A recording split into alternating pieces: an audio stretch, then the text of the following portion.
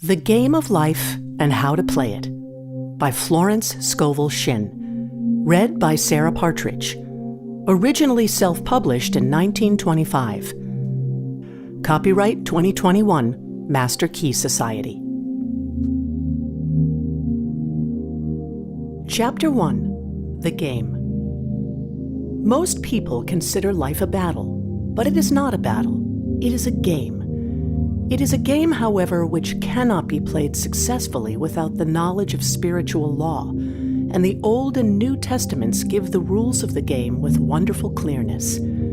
Jesus Christ taught that it was a great game of giving and receiving.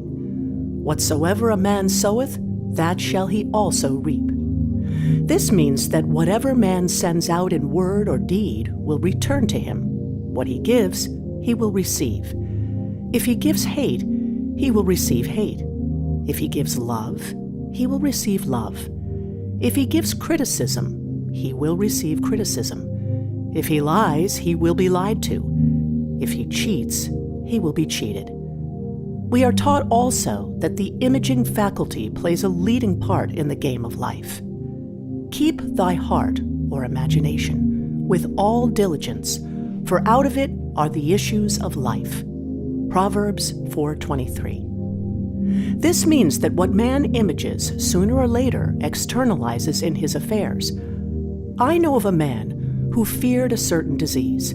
It was a very rare disease and difficult to get, but he pictured it continually and read about it until it manifested in his body, and he died, the victim of distorted imagination. So we see, to play successfully the game of life, we must train the imaging faculty.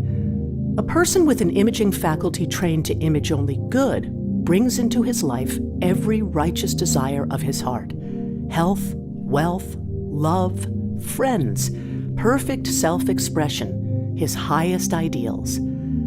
The imagination has been called the scissors of the mind, and it is ever cutting day by day the pictures man sees there, and sooner or later he meets his own creations in his outer world. To train the imagination successfully, man must understand the workings of his mind. The Greeks said, "Know thyself." There are three departments of the mind: the subconscious, conscious, and superconscious.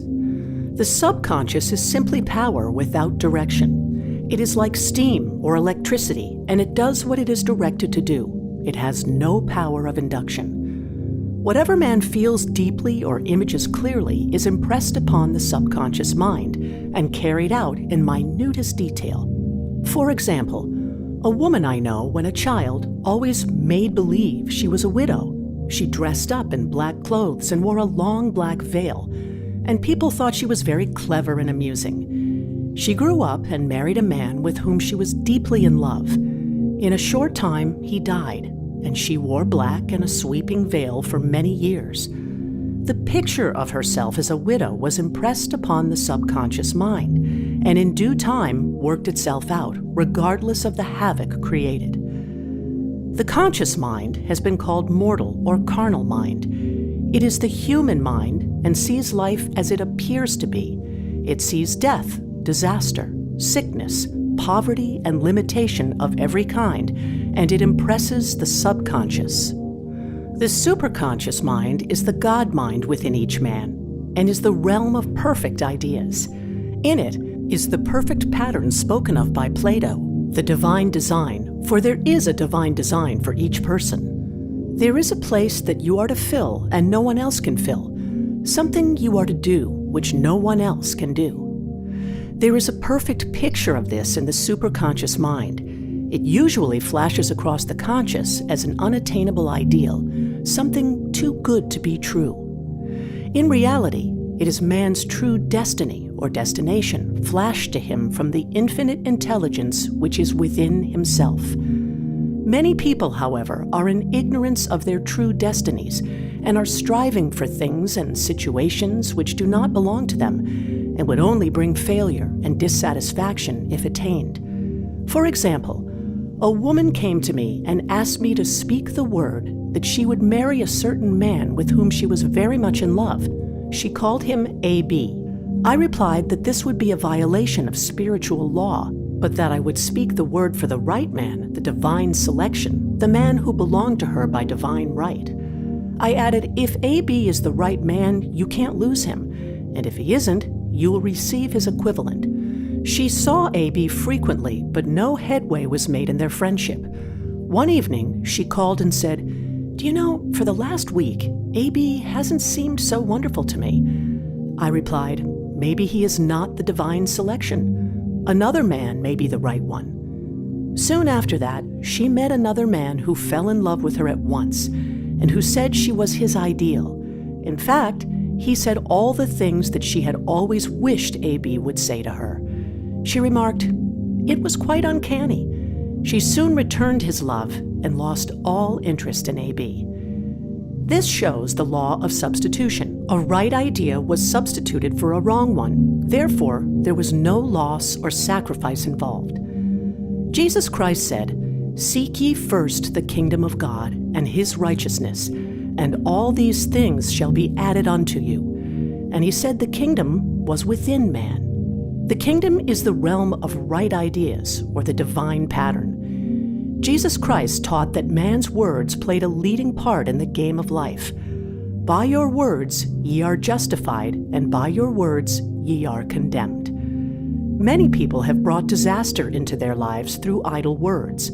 For example, a woman once asked me why her life was now one of poverty, of limitation. Formerly, she had a home, was surrounded by beautiful things, and had plenty of money. We found she had often tired of the management of her home and had said repeatedly, "I'm sick and tired of things. I wish I lived in a trunk." And she added, "Today I am living in that trunk." She had spoken herself into a trunk. The subconscious mind has no sense of humor, and people often joke themselves into unhappy experiences.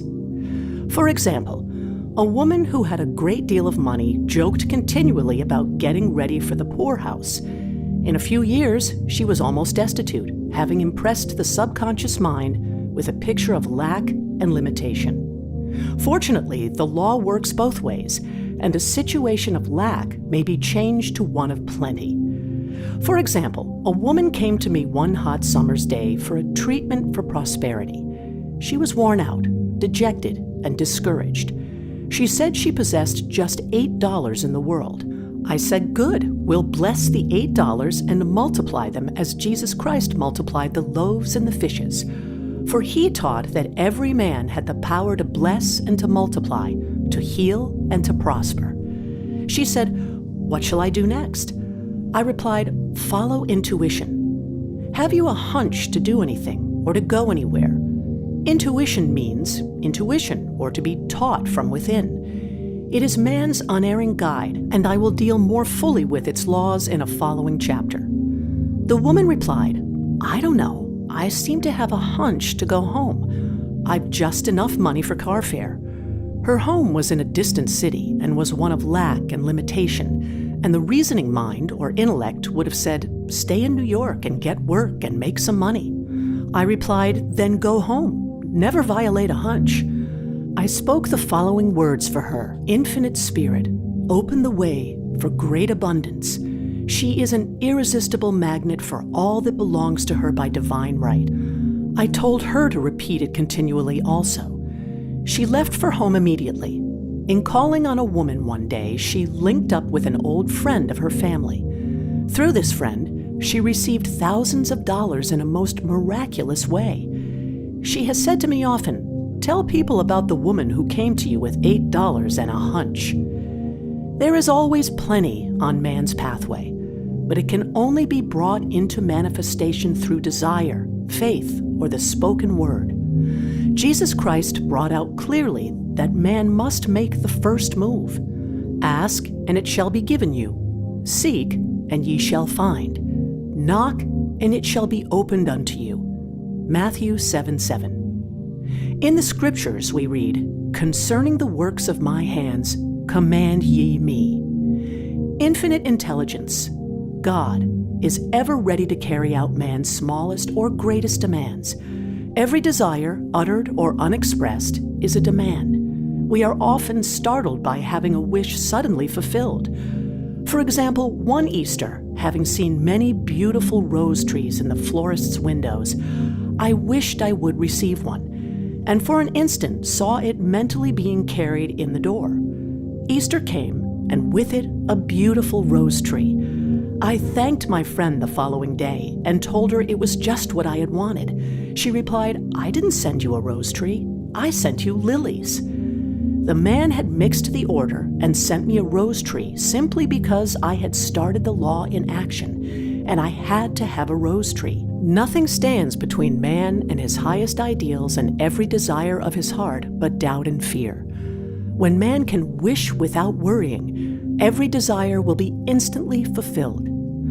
I will explain more fully in a following chapter the scientific reason for this and how fear must be erased from the consciousness. It is man's only enemy: fear of lack, fear of failure, fear of sickness, fear of loss, and a feeling of insecurity on some plane. Jesus Christ said, "Why are ye fearful, O ye of little faith?" Matthew 8:26. So we can see we must substitute faith for fear is only inverted faith. It is faith in evil instead of good. The object of the game of life is to see clearly one's good and to obliterate all mental pictures of evil.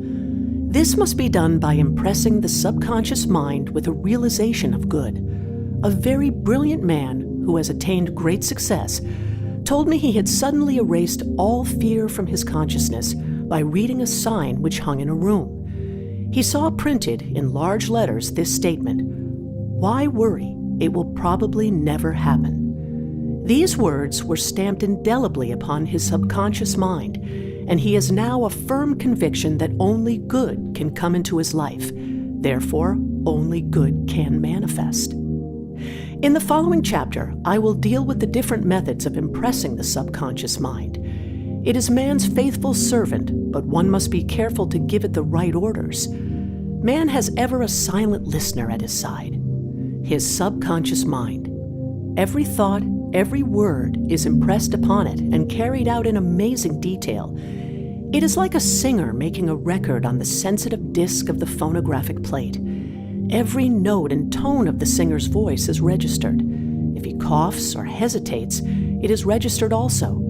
So let us break all the old bad records in the subconscious mind, the records of our lives which we do not wish to keep, and make new and beautiful ones. Speak these words aloud with power and conviction. I now smash and demolish by my spoken word every untrue record in my subconscious mind. They shall return to the dust heap of their native nothingness, for they came from my own vain imaginings. I now make my perfect records through the Christ within, the records of health, wealth, love, and perfect self-expression. This is the square of life, the game completed. In the following chapters, I will show how man can change his conditions by changing his words. Any man who does not know the power of the word is behind the times. Death and life are in the power of the tongue. Proverbs 18:21. Chapter 2. The Law of Prosperity. Yea, the Almighty shall be thy defense, and thou shalt have plenty of silver. One of the greatest messages given to the race through the Scriptures is that God is man's supply, and that man can release through his spoken word all that belongs to him by divine right. He must, however, have perfect faith in his spoken word. Isaiah said, "My word shall not return unto me void, but shall accomplish that whereunto it is sent." We know now that words and thoughts are a tremendous vibratory force, ever molding man's body and affairs. A woman came to me in great distress and said she was to be sued on the 15th of the month for $3,000. She knew no way of getting the money and was in despair. I told her God was her supply, and that there is a supply for every demand. So I spoke the word. I gave thanks that the woman would receive $3,000 at the right time in the right way. I told her she must have perfect faith and act her perfect faith. The 15th came, but no money had materialized. She called me on the phone and asked what she was to do. I replied, "It is Saturday, so they won't sue you today. Your part is to act rich, thereby showing perfect faith that you will receive it by Monday." She asked me to lunch with her to keep up her courage. When I joined her at the restaurant, I said, "This is no time to economize. Order an expensive luncheon. Act as if you have already received the $3,000. All things whatsoever ye ask in prayer, believing, ye shall receive." You must act as if you had already received. The next morning, she called me on the phone and asked me to stay with her during the day. I said, "No, you are divinely protected and God is never too late." In the evening, she phoned again, greatly excited, and said, "My dear, a miracle has happened. I was sitting in my room this morning when the doorbell rang. I said to the maid, 'Don't let anyone in.' The maid, however, looked out the window and said, 'It's your cousin with the long white beard.' So I said, 'Call him back. I would like to see him.' He was just turning the corner when he heard the maid's voice, and he came back. He talked for about an hour, and just as he was leaving, he said, 'Oh, by the way, how are finances?' I told him I needed the money, and he said, 'Why, my dear, I will give you $3,000 the first of the month.' I didn't like to tell him I was going to be sued. What shall I do? I won't receive it till the first of the month, and I must have it tomorrow." I said, "I'll keep on treating." I said, "Spirit is never too late. I give thanks she has received the money on the invisible plane and that it manifests on time." The next morning, her cousin called her up and said, "Come to my office this morning and I will give you the money." That afternoon, she had $3,000 to her credit in the bank and wrote checks as rapidly as her excitement would permit. If one asks for success and prepares for failure, he will get the situation he has prepared for. For example, a man came to me asking me to speak the word that a certain debt would be wiped out. I found he spent his time planning what he would say to the man when he did not pay his bill, thereby neutralizing my words. He should have seen himself paying the debt. We have a wonderful illustration of this in the Bible relating to the 3 kings who were in the desert without water for their men and horses. They consulted the prophet Elisha, who gave them this astonishing message. "Thus saith the Lord, ye shall not see wind, neither shall ye see rain, yet make this valley full of ditches." Man must prepare for the thing he has asked for, when there isn't the slightest sign of it in sight. For example, a woman found it necessary to look for an apartment during the year when there was a great shortage of apartments in New York. It was considered almost an impossibility, and her friends were sorry for her and said, "Isn't it too bad you'll have to store your furniture and live in a hotel?" She replied, "You needn't feel sorry for me. I'm a Superman, and I'll get an apartment." She spoke the words, "Infinite Spirit, open the way for the right apartment." She knew there was a supply for every demand, and that she was unconditioned working on the spiritual plane, and that one with God is a majority. She had contemplated buying new blankets when the tempter, the adverse thought or reasoning mind, suggested, "Don't buy the blankets. Perhaps after all you won't get an apartment and you will have no use for them." She promptly replied to herself, "I'll dig my ditches by buying the blankets." So she prepared for the apartment, acted as though she already had it. She found one in a miraculous way, and it was given to her, although there were over 200 other applicants. The blankets showed active faith. It is needless to say that the ditches dug by the 3 kings in the desert were filled to overflowing. Read 2 Kings. Getting into the spiritual swing of things is no easy matter for the average person. The adverse thoughts of doubt and fear surge from the subconscious.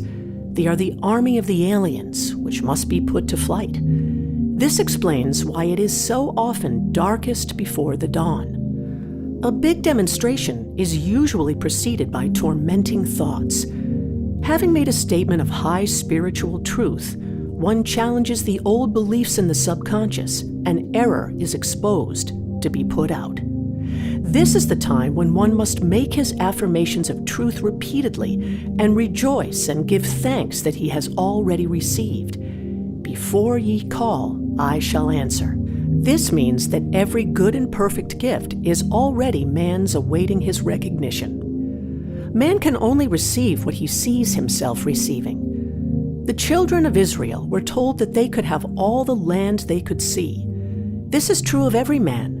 He has only the land within his own mental vision. Every great work, every big accomplishment has been brought into manifestation through holding to the vision, and often just before the big achievement comes apparent failure and discouragement.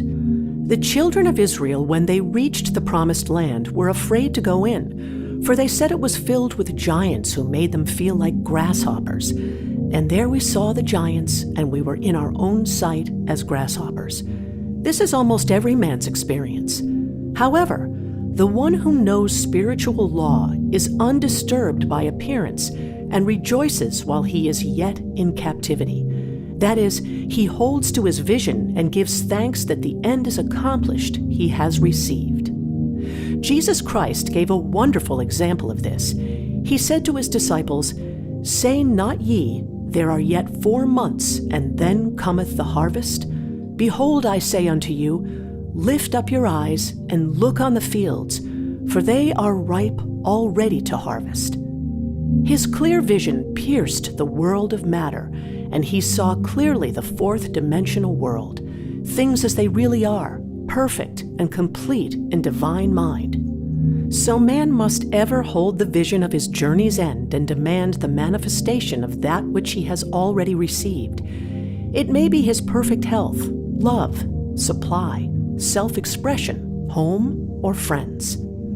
They are all finished and perfect ideas registered in divine mind, man's own superconscious mind, and must come through him, not to him. For example, a man came to me asking for treatments for success. It was imperative that he raise within a certain time $50,000 for his business. The time limit was almost up when he came to me in despair.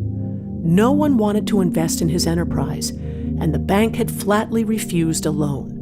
I replied, "I suppose you lost your temper while at the bank, therefore your power. You can control any situation if you first control yourself. Go back to the bank," I added, "and I will treat." My treatment was, you are identified in love with the spirit of everyone connected with the bank.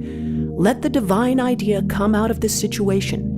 He replied, "Woman, you are talking about an impossibility. Tomorrow is Saturday. The bank closes at 12 and my train won't get me there until 10. And the time limit is up tomorrow and anyway they won't do it. It's too late." I replied, "God doesn't need any time and is never too late. With him, all things are possible." I added, "I don't know anything about business, but I know all about God." He replied, "It all sounds fine when I sit here listening to you, but when I go out, it's terrible." He lived in a distant city, and I did not hear from him for a week. Then came a letter. It read, "You were right. I raised the money and will never again doubt the truth of all that you told me." I saw him a few weeks later, and I said, "What happened? You evidently had plenty of time after all." He replied, "My train was late, and I got there just 15 minutes to 12. I walked into the bank quietly and said, 'I have come for the loan,' and they gave it to me without a question." It was the last 15 minutes of the time allotted to him, and Infinite Spirit was not too late. In this instance, the man could never have demonstrated alone. He needed someone to help him hold to the vision. This is what one man can do for another. Jesus Christ knew the truth of this when he said, "If 2 of you shall agree on earth as touching anything that they shall ask, it shall be done for them of my Father which is in heaven." One gets too close to his own affairs and becomes doubtful and fearful. The friend or healer sees clearly the success, health, or prosperity and never wavers, because he is not close to the situation. It is much easier to demonstrate for someone else than for oneself, so a person should not hesitate to ask for help if he feels himself wavering.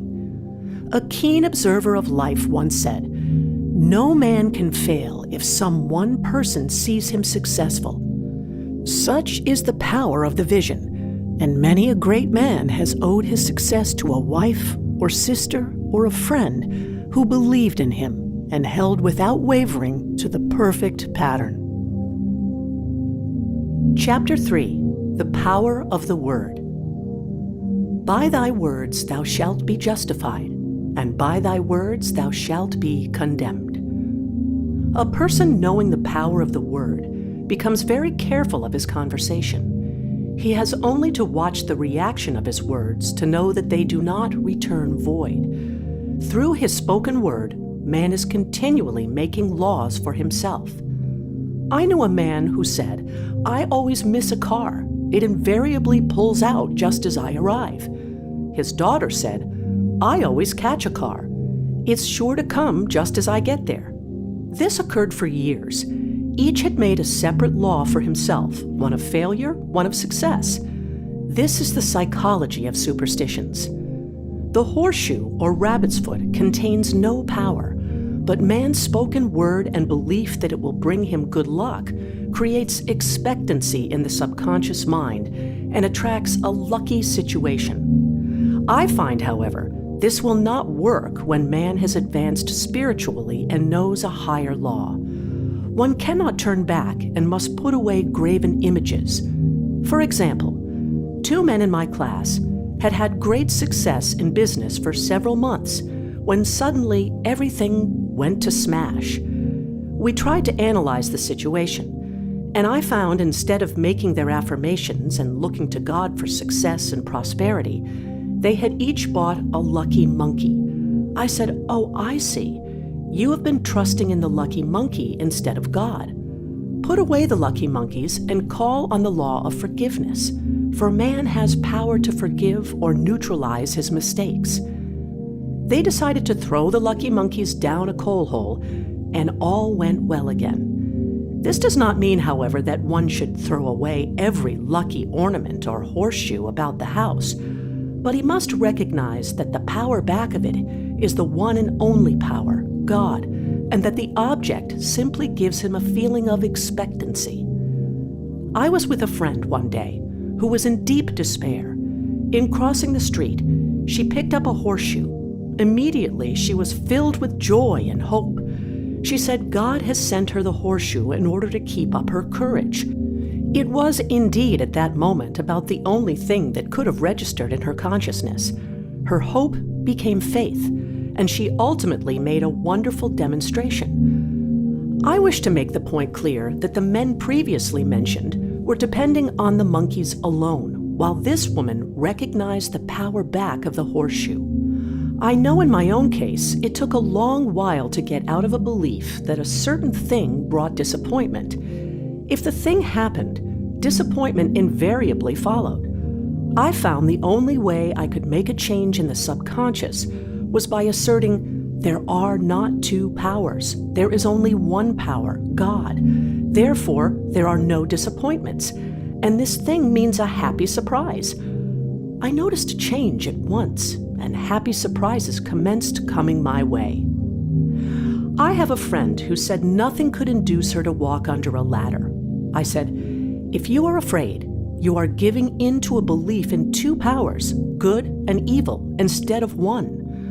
As God is absolute, there can be no opposing power unless man makes the false of evil for himself. To show you believe in only one power, God, and that there is no power or reality in evil, walk under the next ladder you see." Soon after, she went to her bank. She wished to open her box in the safety deposit vault, and there stood a ladder on her pathway. It was impossible to reach the box without passing under the ladder. She quailed with fear and turned back. She could not face the lion on her pathway. However, when she reached the street, my words rang in her ears, and she decided to return and walk under it. It was a big moment in her life, for ladders had held her in bondage for years. She retraced her steps to the vault, and the ladder was no longer there. This so often happens. If one is willing to do a thing he is afraid to do, he does not have to. It is the law of nonresistance which is so little understood. Someone has said that courage contains genius and magic. Face a situation fearlessly, and there is no situation to face. It falls away of its own weight. The explanation is that fear attracted the ladder on the woman's pathway, and fearlessness removed it. Thus, the invisible forces are ever working for man who is always pulling the strings himself, though he does not know it.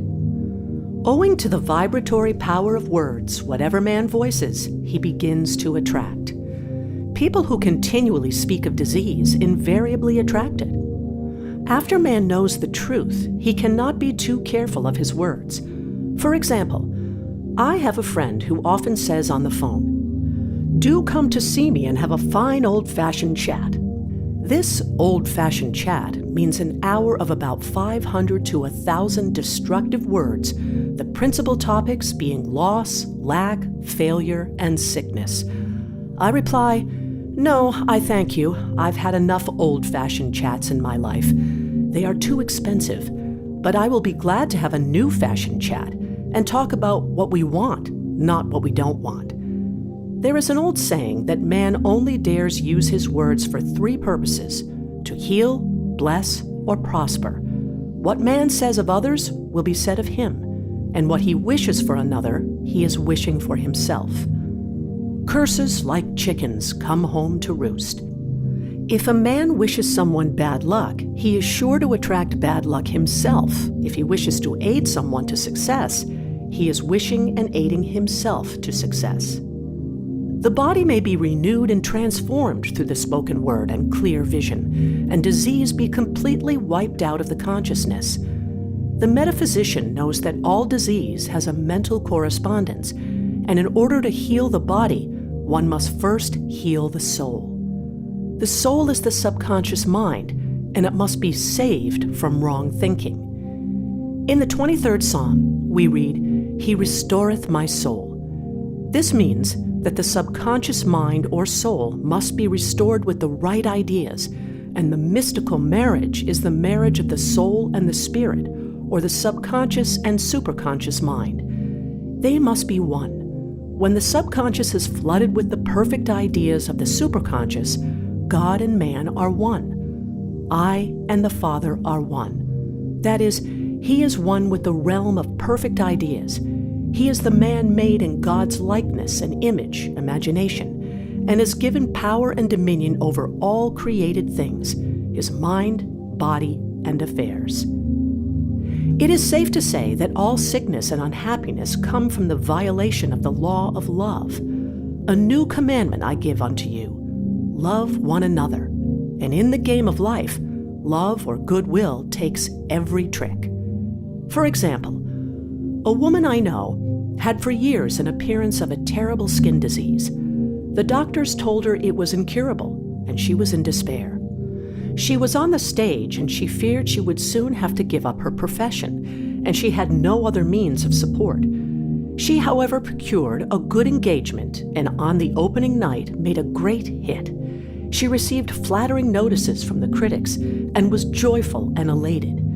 The next day, she received a notice of dismissal. A man in the cast had been jealous of her success and had caused her to be sent away. She felt hatred and resentment taking complete possession of her, and she cried out, "Oh God, don't let me hate that man." That night, she worked for hours in the silence. She said, "I soon came into a very deep silence. I seemed to be at peace with myself, with the man, and with the whole world. I continued this for 2 following nights, and on the 3rd day, I found I was healed completely of the skin disease." In asking for love or goodwill, she had fulfilled the law. For love is the fulfilling of the law, and the disease which came from subconscious resentment was wiped out. Continual criticism produces rheumatism, as critical, inharmonious thoughts cause unnatural deposits in the blood, which settle in the joints. False growths are caused by jealousy, hatred, unforgiveness, fear, etc. Every disease is caused by a mind not at ease. I said once in my class, There is no use asking anyone, "What's the matter with you?" We might just as well say, "Who's the matter with you?" Unforgiveness is the most prolific cause of disease. It will harden arteries or liver and affect the eyesight. In its train are endless ills. I called on a woman one day who said she was ill from having eaten a poisoned oyster.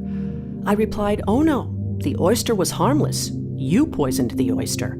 "What's the matter with you?" She answered, "Oh, about 19 people." She had quarreled with 19 people and had become so inharmonious that she attracted the wrong oyster. Any inharmony on the external indicates there is mental inharmony. As the within, so the without. Man's only enemies are within himself, and man's foes shall be they of his own household. Personality is one of the last enemies to be overcome, as this planet is taking its initiation in love. It was Christ's message, peace on earth, goodwill towards man. The enlightened man, therefore, endeavors to perfect himself upon his neighbor. His work is with himself, to send out goodwill and blessings to every man, and the marvelous thing is that if one blesses a man, he has no power to harm him. For example, a man came to me asking to treat for success in business. He was selling machinery, and a rival appeared on the scene with what he proclaimed was a better machine, and my friend feared defeat. I said, first of all, we must wipe out all fear and know that God protects your interests and that the divine idea must come out of the situation. That is, the right machine will be sold by the right man to the right man. And I added, don't hold one critical thought towards that man. Bless him all day and be willing not to sell your machine if it isn't the divine idea.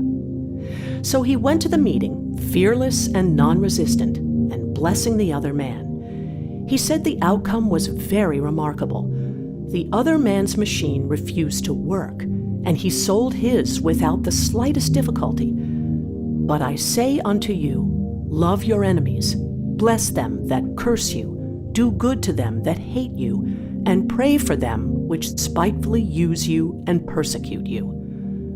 Goodwill produces a great aura of protection about the one who sends it, and no weapon that is formed against him shall prosper.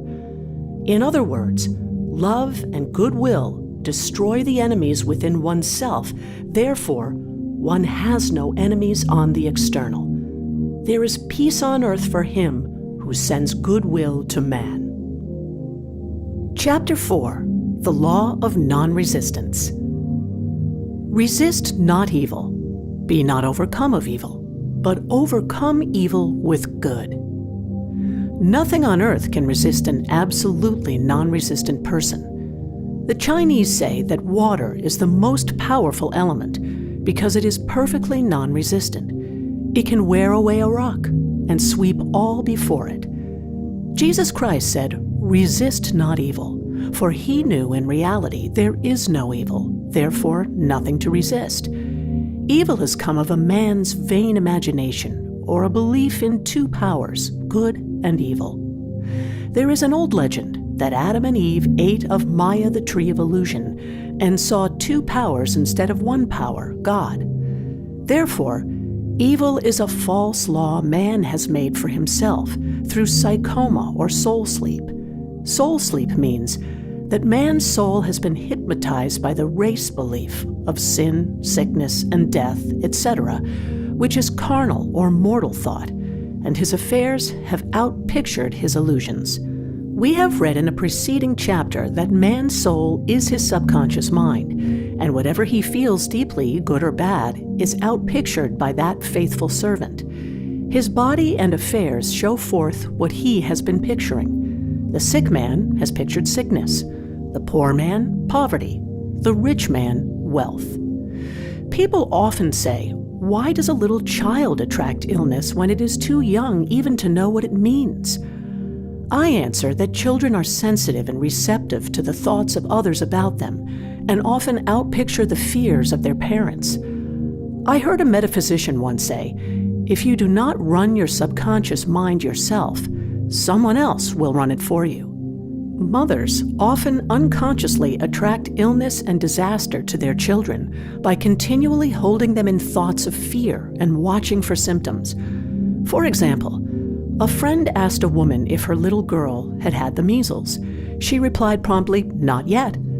This implied that she was expecting the illness and therefore preparing the way for what she did not want for herself and child. However, the man who is centered and established in right thinking, the man who sends out only goodwill to his fellow man, and who is without fear, cannot be touched or influenced by the negative thoughts of others. In fact, he could then receive only good thoughts, as he himself sends forth only good thoughts. Resistance is hell, for it places man in a state of torment. A metaphysician once gave me a wonderful recipe for taking every trick in the game of life. It is the acme of non-resistance. He gave it in this way. At one time in my life, I baptized children, and of course, they had many names. Now I no longer baptize children, but I baptize events, but I give every event the same name. If I have a failure, I baptize it success, in the name of the Father, and of the Son, and of the Holy Ghost. In this, we see the great law of transmutation founded on non-resistance. Through his spoken word, every failure was transmuted into success. For example, a woman who required money and who knew the spiritual law of opulence was thrown continually in a business way with a man who made her feel very poor. He talked lack and limitation, and she commenced to catch his poverty thoughts, so she disliked him and blamed him for her failure. She knew in order to demonstrate her supply, she must first feel that she had received. A feeling of opulence must precede its manifestation. It dawned upon her one day that she was resisting the situation and seeing two powers instead of one. So she blessed the man and baptized the situation success. She affirmed, "As there is only one power, God, this man is here for my good and my prosperity." Just what he did not seem to be there for. Soon after that, she met, through this man, a woman who gave her for a service rendered several $1,000s, and the man moved to a distant city and faded harmoniously from her life. Make the statement, "Every man is a golden link in the chain of my good, for all men are God in manifestation, awaiting the opportunity given by man himself to serve the divine plan of his life." Bless your enemy, and you rob him of his ammunition. His arrows will be transmuted into blessings. This law is true of nations as well as individuals. Bless a nation, send love and goodwill to every inhabitant, and it is robbed of its power to harm. Man can only get the right idea of non-resistance through spiritual understanding. My students have often said, "I don't want to be a doormat." I reply, when you use non-resistance with wisdom, no one will ever be able to walk over you. Another example. One day I was impatiently awaiting an important telephone call. I resisted every call that came in and made no outgoing calls myself, reasoning that it might interfere with the one I was awaiting. Instead of saying, "Divine ideas never conflict, the call will come at the right time," leaving it to infinite intelligence to arrange, I commenced to manage things myself. I made the battle mine, not God's, and remained tense and anxious. The bell did not ring for about an hour, and I glanced at the phone and found the receiver had been off that length of time and the phone was disconnected. My anxiety, fear, and belief in interference had brought on a total eclipse of the telephone. Realizing what I had done, I commenced blessing the situation at once. I baptized its success and affirmed, "I cannot lose any call that belongs to me by divine right. I am under grace and not under law." A friend rushed out to the nearest telephone to notify the company to reconnect. She entered a crowded grocery, but the proprietor left his customers and attended to the call himself. My phone was connected at once, and 2 minutes later, I received a very important call, and about an hour afterward, the one I had been awaiting. One's ships come in over a calm sea. So long as man resists a situation, he will have it with him. If he runs away from it, it will run after him. For example, I repeated this to a woman one day, and she replied, "How true that is. I was unhappy at home. I disliked my mother, who was critical and domineering. So I ran away and was married. But I married my mother, for my husband was exactly like my mother, and I had the same situation to face again. Agree with thine adversary quickly." That means agree that the adverse situation is good. Be undisturbed by it, and it falls away of its own weight.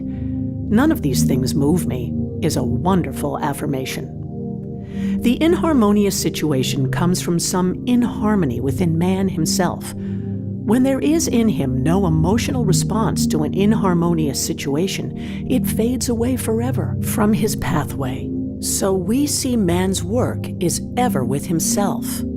People have said to me, "Give treatments to change my husband or my brother." I reply, "No, I will give treatments to change you.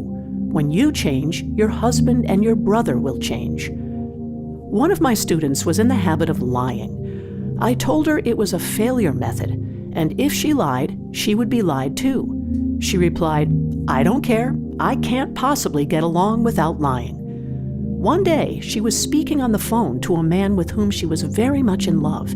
She turned to me and said, "I don't trust him. I know he's lying to me." I replied, "Well, you lie yourself, so someone has to lie to you, and you will be sure it will be just the person you want the truth from." Some time after that, I saw her, and she said, "I'm cured of lying." I questioned, "What cured you?" She replied, "I have been living with a woman who lied worse than I did." One is often cured of his faults by seeing them in others. Life is a mirror, and we find only ourselves reflected in our associates.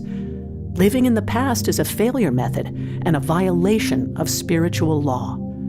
Jesus Christ said, "Behold, now is the accepted time. Now is the day of salvation." Lot's wife looked back and was turned into a pillar of salt. The robbers of time are the past and the future.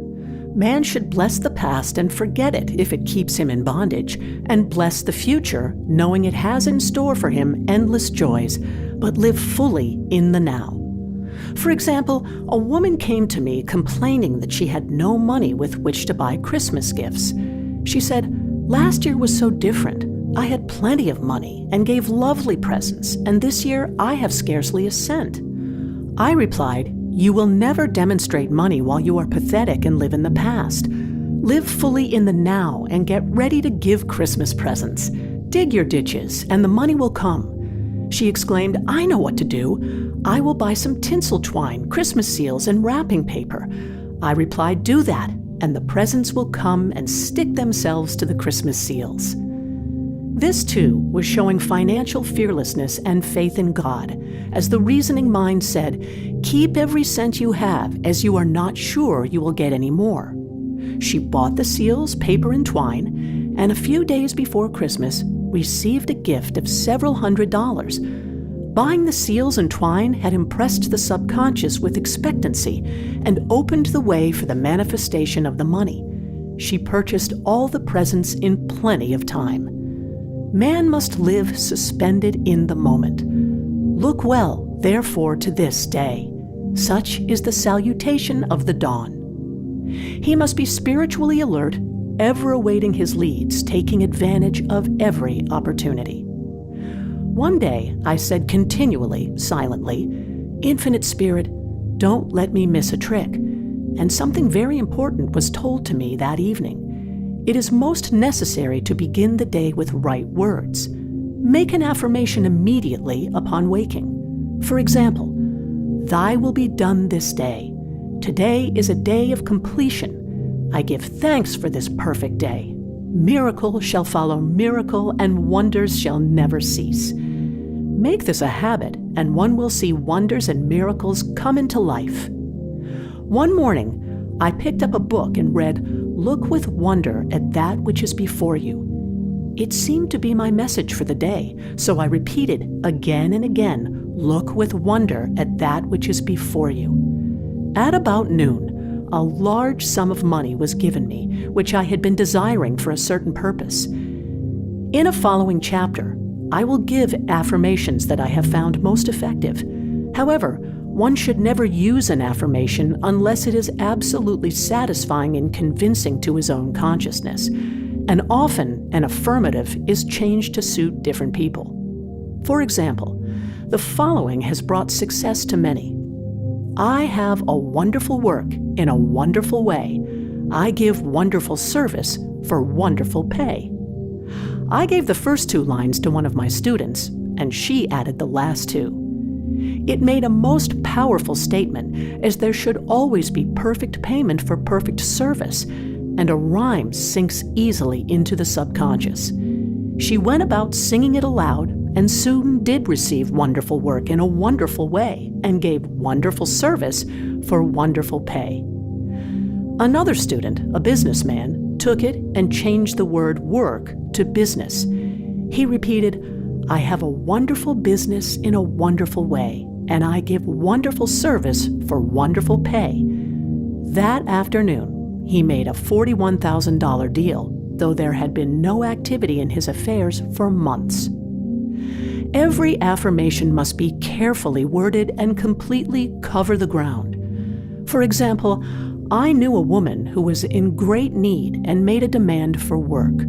She received a great deal of work, but was never paid anything. She now knows to add wonderful service for wonderful pay. It is man's divine right to have plenty, more than enough.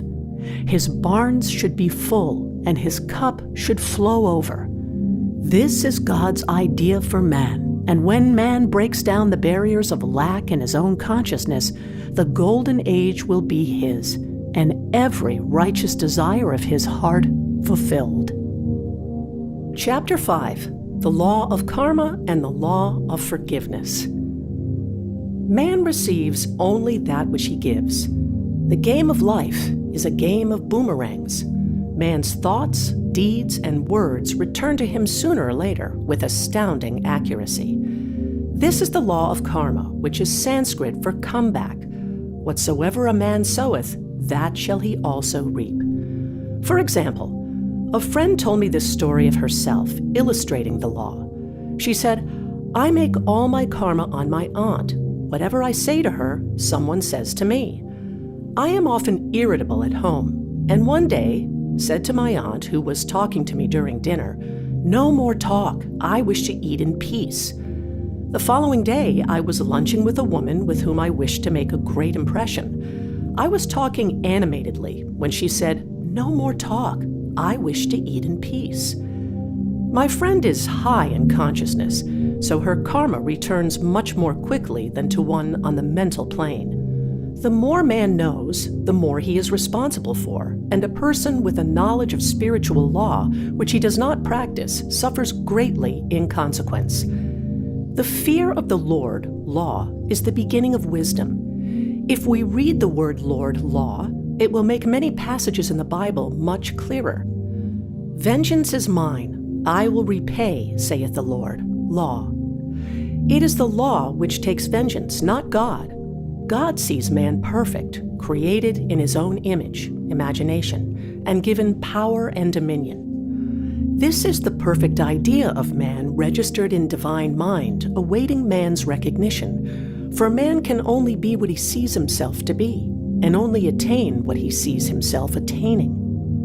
Nothing ever happens without an onlooker, is an ancient saying. Man sees first his failure or success, his joy or sorrow, before it swings into visibility from the scenes set in his own imagination. We have observed this in the mother picturing disease for her child, or a woman seeing success for her husband. Jesus Christ said, "And ye shall know the truth, and the truth shall make you free." So we see freedom from all unhappy conditions comes through knowledge, a knowledge of spiritual law.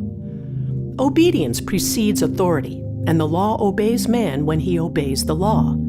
The law of electricity must be obeyed before it becomes man's servant. When handled ignorantly, it becomes man's deadly foe. So with the laws of mind. For example, a woman with a strong personal will wished she owned a house which belonged to an acquaintance, and she often made mental pictures of herself living in the house. In the course of time, the man died, and she moved into the house. Several years afterwards, coming into the knowledge of spiritual law, she said to me, "Do you think I had anything to do with that man's death?" I replied, "Yes, your desire was so strong, everything made way for it. But you paid your karmic debt. Your husband, whom you loved devotedly, died soon after, and the house was a white elephant on your hands for years." The original owner, however, could not have been affected by her thoughts had he been positive in the truth, nor her husband, but they were both under karmic law. The woman should have said, feeling the great desire for the house, "Infinite intelligence, give me the right house, equally as charming as this, the house which is mine by divine right." The divine selection would have given perfect satisfaction and brought good to all. The divine pattern is the only safe pattern to work by. Desire is a tremendous force and must be directed in the right channels or chaos ensues. In demonstrating, the most important step is the first step to ask aright. Man should always demand only that which is his by divine right. To go back to the illustration, had the woman taken this attitude, "If this house I desire is mine, I cannot lose it. If it is not, give me its equivalent," the man might have decided to move out harmoniously, had it been the divine selection for her, or another house would have been substituted. Anything forced into manifestation through personal will is always ill-got and has ever bad success. Man is admonished, "My will be done, not thine," and the curious thing is, man always gets just what he desires when he does relinquish personal will, thereby enabling infinite intelligence to work through him. "Stand ye still and see the salvation of the Lord." Law. For example, a woman came to me in great distress. Her daughter had determined to take a very hazardous trip, and the mother was filled with fear. She said she had used every argument, had pointed out the dangers to be encountered, and forbidden her to go. But the daughter became more and more rebellious and determined. I said to the mother, "You are forcing your personal will upon your daughter, which you have no right to do, and your fear of the trip is only attracting it, for man attracts what he fears." I added, "Let go and take your mental hands off. Put it in God's hands and use this statement. I put this situation in the hands of infinite love and wisdom.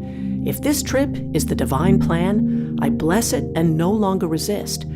But if it is not divinely planned, I give thanks that it is now dissolved and dissipated." A day or two after that, her daughter said to her, "Mother, I have given up the trip," and the situation returned to its native nothingness. It is learning to stand still which seems so difficult for man. I will deal more fully with this law in the chapter on non-resistance. I will give another example of sowing and reaping, which came in the most curious way. A woman came to me saying she had received a counterfeit $20 bill given to her at the bank. She was much disturbed, for she said the people at the bank will never acknowledge their mistake. I replied, "Let's analyze the situation and find out why you attracted it." She thought a few moments and exclaimed, "I know it. I sent a friend a lot of stage money just for a joke. So the law had sent her some stage money, for it doesn't know anything about jokes." I said, "Now we will call on the law of forgiveness and neutralize the situation." Christianity is founded upon the law of forgiveness. Christ has redeemed us from the curse of the karmic law, and the Christ within each man is his redeemer and salvation from all inharmonious conditions. So I said, "Infinite Spirit, we call on the law of forgiveness and give thanks that she is under grace and not under law, and cannot lose this $20, which is hers by divine right. Now," I said, "go back to the bank and tell them fearlessly that it was given you there by mistake." She obeyed, and to her surprise, they apologized and gave her another bill, treating her most courteously. So knowledge of the law gives man power to rub out his mistakes.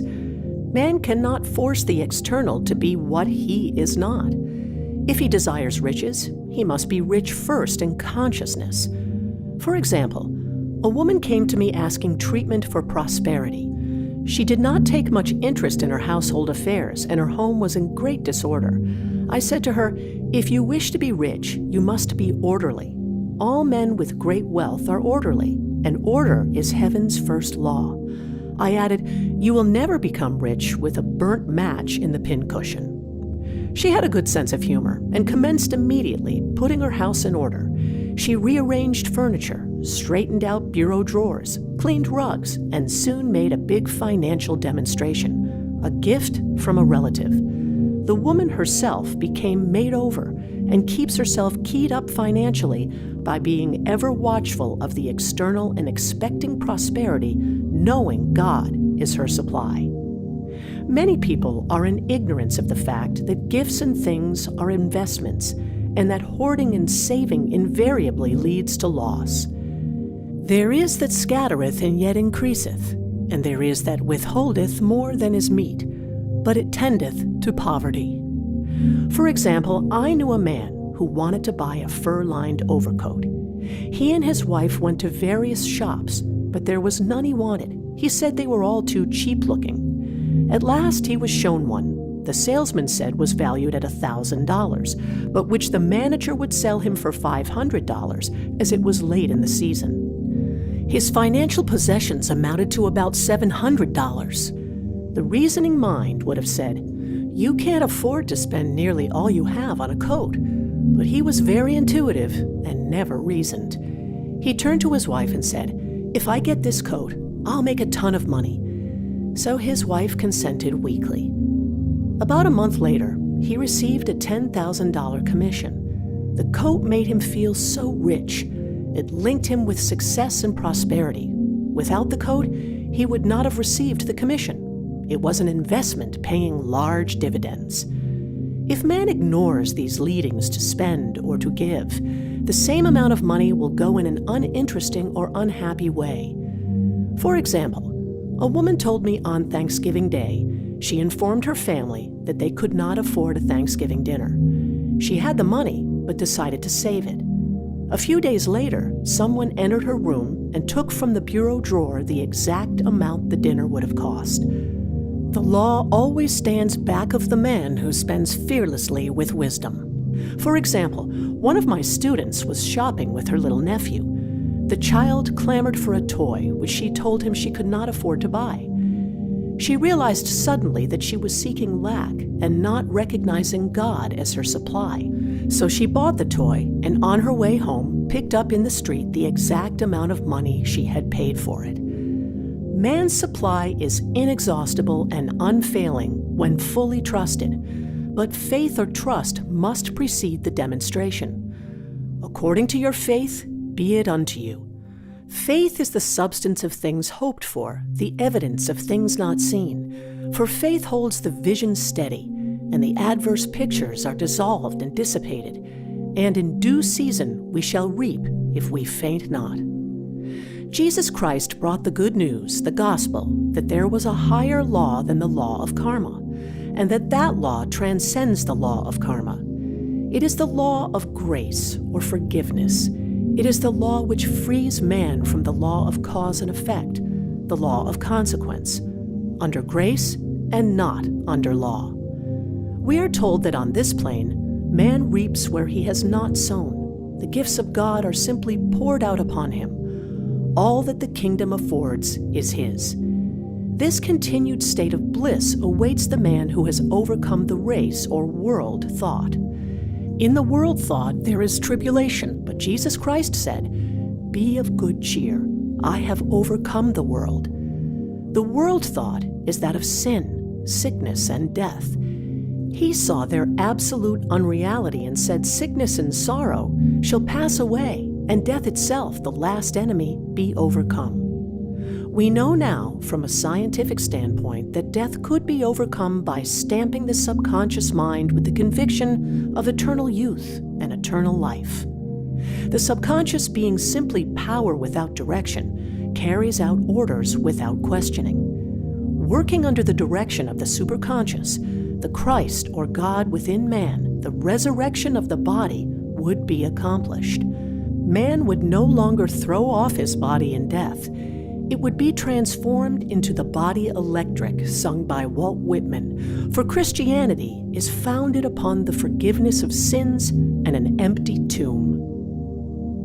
Chapter 6, Casting the Burden. Impressing the subconscious. When man knows his own powers and the workings of his mind, his great desire is to find an easy and quick way to impress the subconscious with good, for simply an intellectual knowledge of the truth will not bring results. In my own case, I found the easiest way is in casting the burden. A metaphysician once explained it in this manner. He said, "The only thing which gives anything weight in nature is the law of gravitation, and if a boulder could be taken high above the planet, there would be no weight in that boulder, and that is what Jesus Christ meant when he said, 'My yoke is easy and my burden is light.'" He had overcome the world vibration and functioned in the fourth dimensional realm, where there is only perfection, completion, life, and joy. He said, "Come to me, all ye that labor and are heavy laden, and I will give you rest. Take my yoke upon you, for my yoke is easy and my burden is light." We are also told in the 55th Psalm to cast thy burden upon the Lord. Many passages in the Bible state that the battle is God's, not man's, and that man is always to stand still and see the salvation of the Lord. This indicates that the superconscious mind, or Christ within, is the department which fights man's battle and relieves him of burdens. We see, therefore, that man violates law if he carries a burden, and a burden is an adverse thought or condition, and this thought or condition has its root in the subconscious. It seems almost impossible to make any headway directing the subconscious from the conscious or reasoning mind, as the reasoning mind, the intellect, is limited in its conceptions and filled with doubts and fears. How scientific it then is to cast the burden upon the superconscious mind, or Christ within, where it is made light or dissolved into its native nothingness. For example, a woman in urgent need of money made light upon the Christ within, the superconscious, with the statement, "I cast this burden of lack on the Christ within, and I go free to have plenty." The belief in lack was her burden, and as she cast it upon the superconscious with its belief of plenty, an avalanche of supply was the result. We read, "The Christ in you, the hope of glory." Another example. One of my students had been given a new piano, and there was no room in her studio for it until she had moved out the old one. She was in a state of perplexity. She wanted to keep the old piano, but knew of no place to send it. She became desperate, as the new piano was to be sent immediately. In fact, was on its way, with no place to put it. She said it came to her to repeat, "I cast this burden on the Christ within, and I go free." A few moments later, her phone rang, and a woman friend asked if she might rent her old piano, and it was moved out a few minutes before the new one arrived. I knew a woman whose burden was resentment. She said, "I cast this burden of resentment on the Christ within, and I go free to be loving, harmonious, and happy." The almighty superconscious flooded the subconscious with love, and her whole life was changed. For years, resentment had held her in a state of torment and imprisoned her soul, the subconscious mind.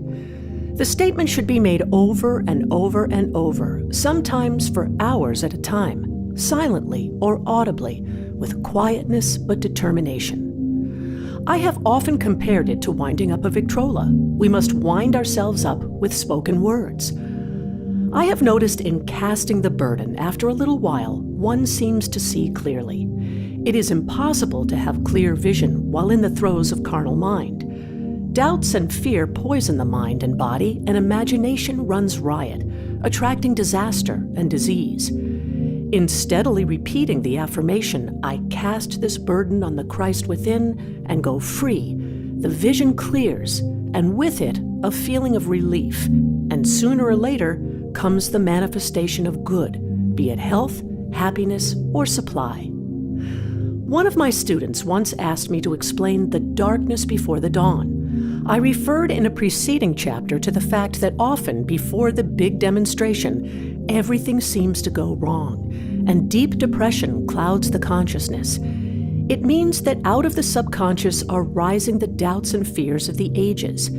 These old derelicts of the subconscious rise to the surface to be put out. It is then that man should clap his cymbals like Jehoshaphat and give thanks that he is saved even though he seems surrounded by the enemy.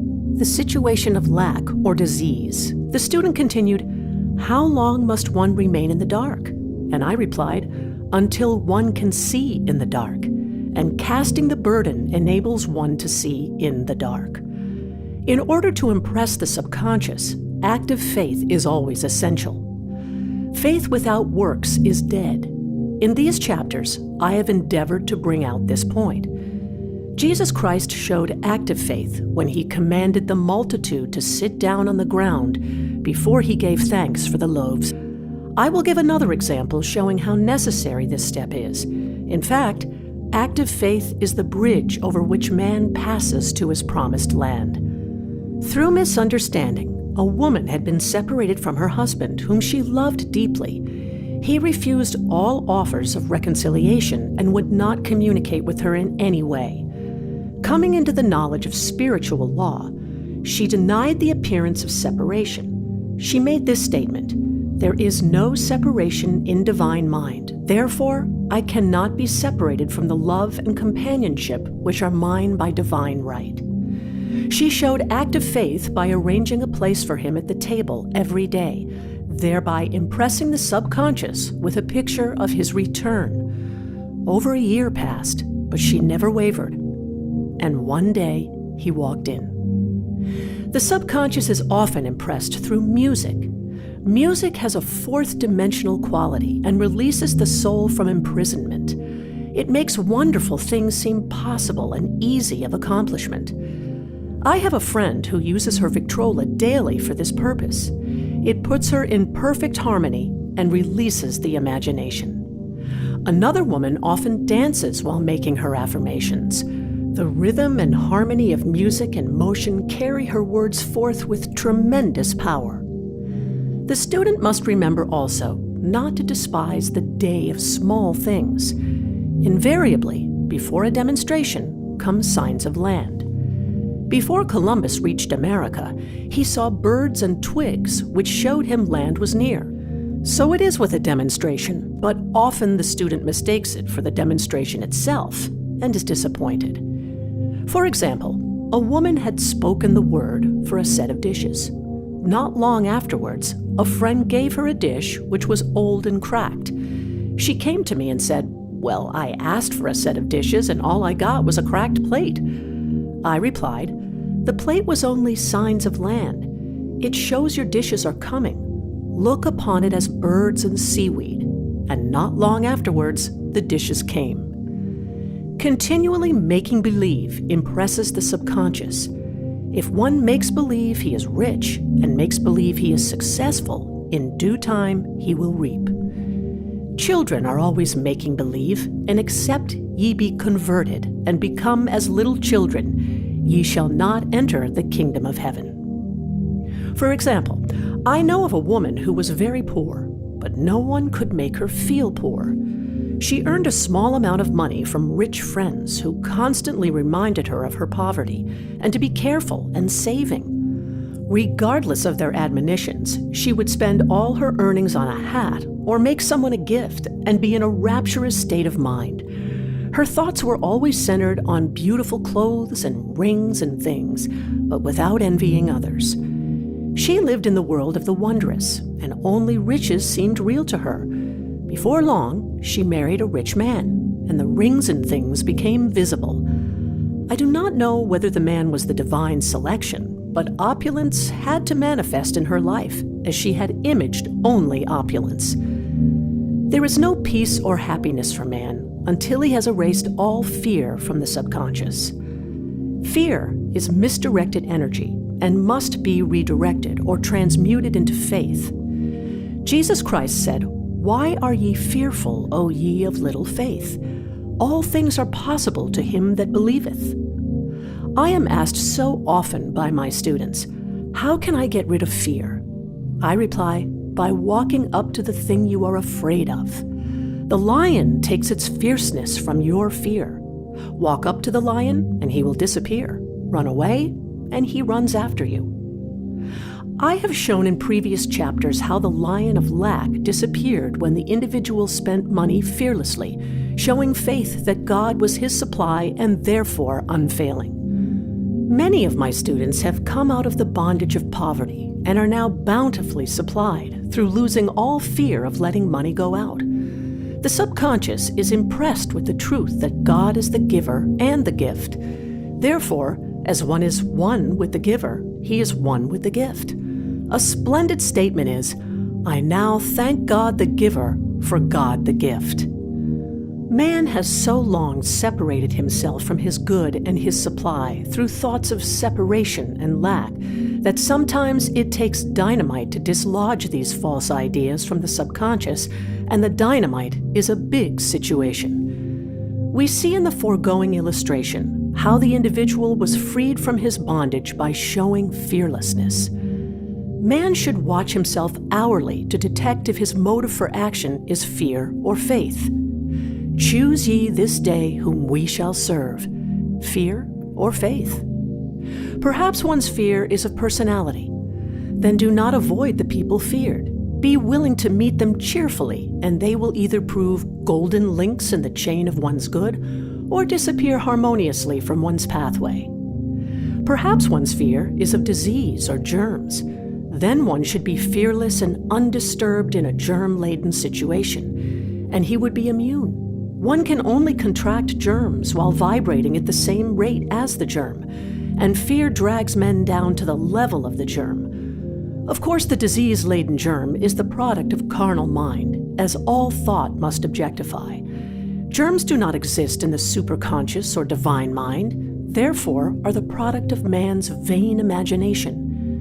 In the twinkling of an eye, man's release will come when he realizes there is no power in evil. The material world will fade away, and the fourth dimensional world, the world of the wondrous, will swing into manifestation. "And I saw a new heaven and a new earth, and there shall be no more death, neither sorrow nor crying, neither shall there be any more pain, for the former things are passed away." Chapter 7. Love. Every man on this planet is taking his initiation in love. "A new commandment I give unto you, that ye love one another." Ouspensky states in Tertium Organum that love is a cosmic phenomenon and opens to man the fourth dimensional world, the world of the wondrous. Real love is selfless and free from fear. It pours itself out upon the object of its affection without demanding any return. Its joy is in the joy of giving. Love is God in manifestation and the strongest magnetic force in the universe. Pure, unselfish love draws to itself its own. It does not need to seek or demand. Scarcely anyone has the faintest conception of real love. Man is selfish, tyrannical, or fearful in his affections, thereby losing the thing he loves. Jealousy is the worst enemy of love, for the imagination runs riot, seeing the loved one attracted to another, and invariably these fears objectify if they are not neutralized. For example, a woman came to me in deep distress. The man she loved had left her for other women, and said he never intended to marry her. She was torn with jealousy and resentment, and said she hoped he would suffer as he had made her suffer, and added, "How could he leave me when I loved him so much?" I replied, "You are not loving that man, you are hating him," and added, "You can never receive what you have never given. Give a perfect love, and you will receive a perfect love. Perfect yourself on this man. Give him a perfect, unselfish love, demanding nothing in return. Do not criticize or condemn, and bless him wherever he is." She replied, "No, I won't bless him until I know where he is." "Well," I said, "that is not real love. When you send out real love will return to you, either from this man or his equivalent. For if this man is not the divine selection, you will not want him. As you are one with God, you are one with the love which belongs to you by divine right." Several months passed, and matters remained about the same. But she was working conscientiously with herself. I said, "When you are no longer disturbed by his cruelty, he will cease to be cruel, as you are attracting it through your own emotions." Then I told her of a brotherhood in India who never said good morning to each other. They used these words, "I salute the divinity in you." They saluted the divinity in every man and in the wild animals in the jungle, and they were never harmed, for they saw only God in every living thing.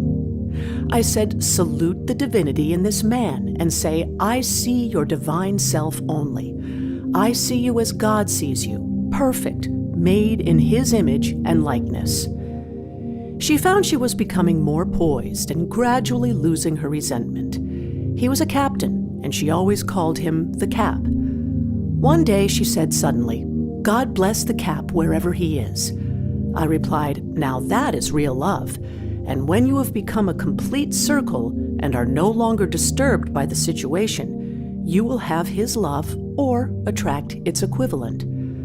I was moving at this time and did not have a telephone, so was out of touch with her for a few weeks, when one morning I received a letter saying, "We are married."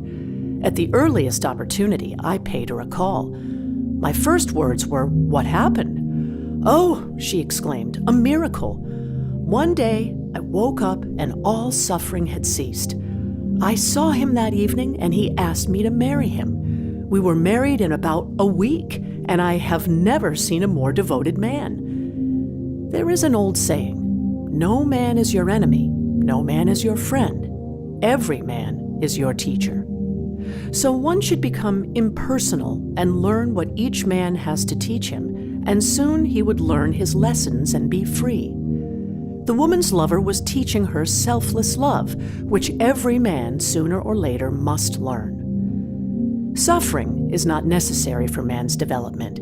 It is the result of violation of spiritual law, but few people seem able to rouse themselves from their soul sleep without it. When people are happy, they usually become selfish, and automatically the law of karma is set in action. Man often suffers loss through lack of appreciation. I knew a woman who had a very nice husband, but she said often, "I don't care anything about being married, but that is nothing against my husband. I'm simply not interested in married life." She had other interests and scarcely remembered she had a husband. She only thought of him when she saw him. One day her husband told her he was in love with another woman and left. She came to me in distress and resentment. I replied, "It is exactly what you spoke the word for. You said you didn't care anything about being married, so the subconscious worked to get you unmarried." She said, "Oh yes, I see. People get what they want and then feel very much hurt." She soon became in perfect harmony with the situation and knew they were both much happier apart. When a woman becomes indifferent or critical and ceases to be an inspiration to her husband, he misses the stimulus of their early relationship and is restless and unhappy. A man came to me dejected, miserable, and poor. His wife was interested in the science of numbers and had had him read. It seems the report was not very favorable, for he said, "My wife says I'll never amount to anything because I am a 2. I replied, "I don't care what your number is. You are a perfect idea in divine mind, and we will demand the success and prosperity which are already planned for you by that infinite intelligence." Within a few weeks, he had a very fine position, and a year or two later, he achieved a brilliant success as a writer. No man is a success in business unless he loves his work. The picture the artist paints for love of his art is his greatest work. The pot boiler is always something to live down. No man can attract money if he despises it. Many people are kept in poverty by saying, Money means nothing to me, and I have a contempt for people who have it. This is the reason so many artists are poor. Their contempt for money separates them from it. I remember hearing one artist say of another, "He's no good as an artist. He has money in the bank." This attitude of mind, of course, separates man from his supply. He must be in harmony with a thing in order to attract it. Money is God in manifestation, as freedom from want and limitation, but it must be always kept in circulation and put to right uses. Hoarding and saving react with grim vengeance. This does not mean that man should not have houses and lots, stocks and bonds, for the barns of the righteous man shall be full. It means man should not hoard even the principal if an occasion arises when money is necessary.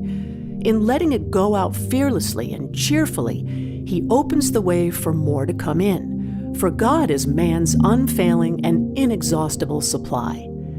This is the spiritual attitude towards money, and the great bank of the universal never fails.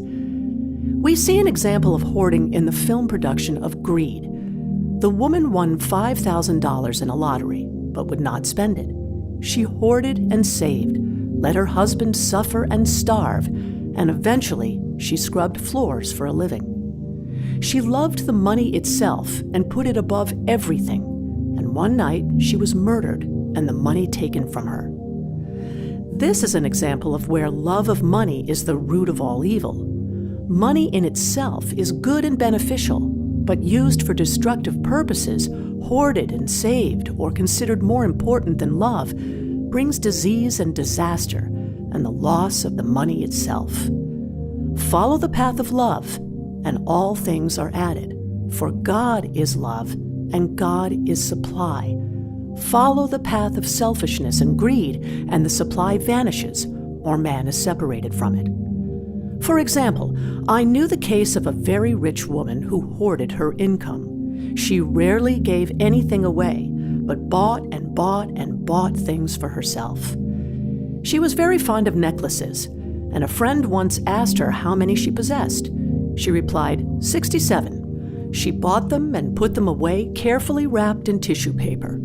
Had she used the necklaces, it would have been quite legitimate, but she was violating the law of use.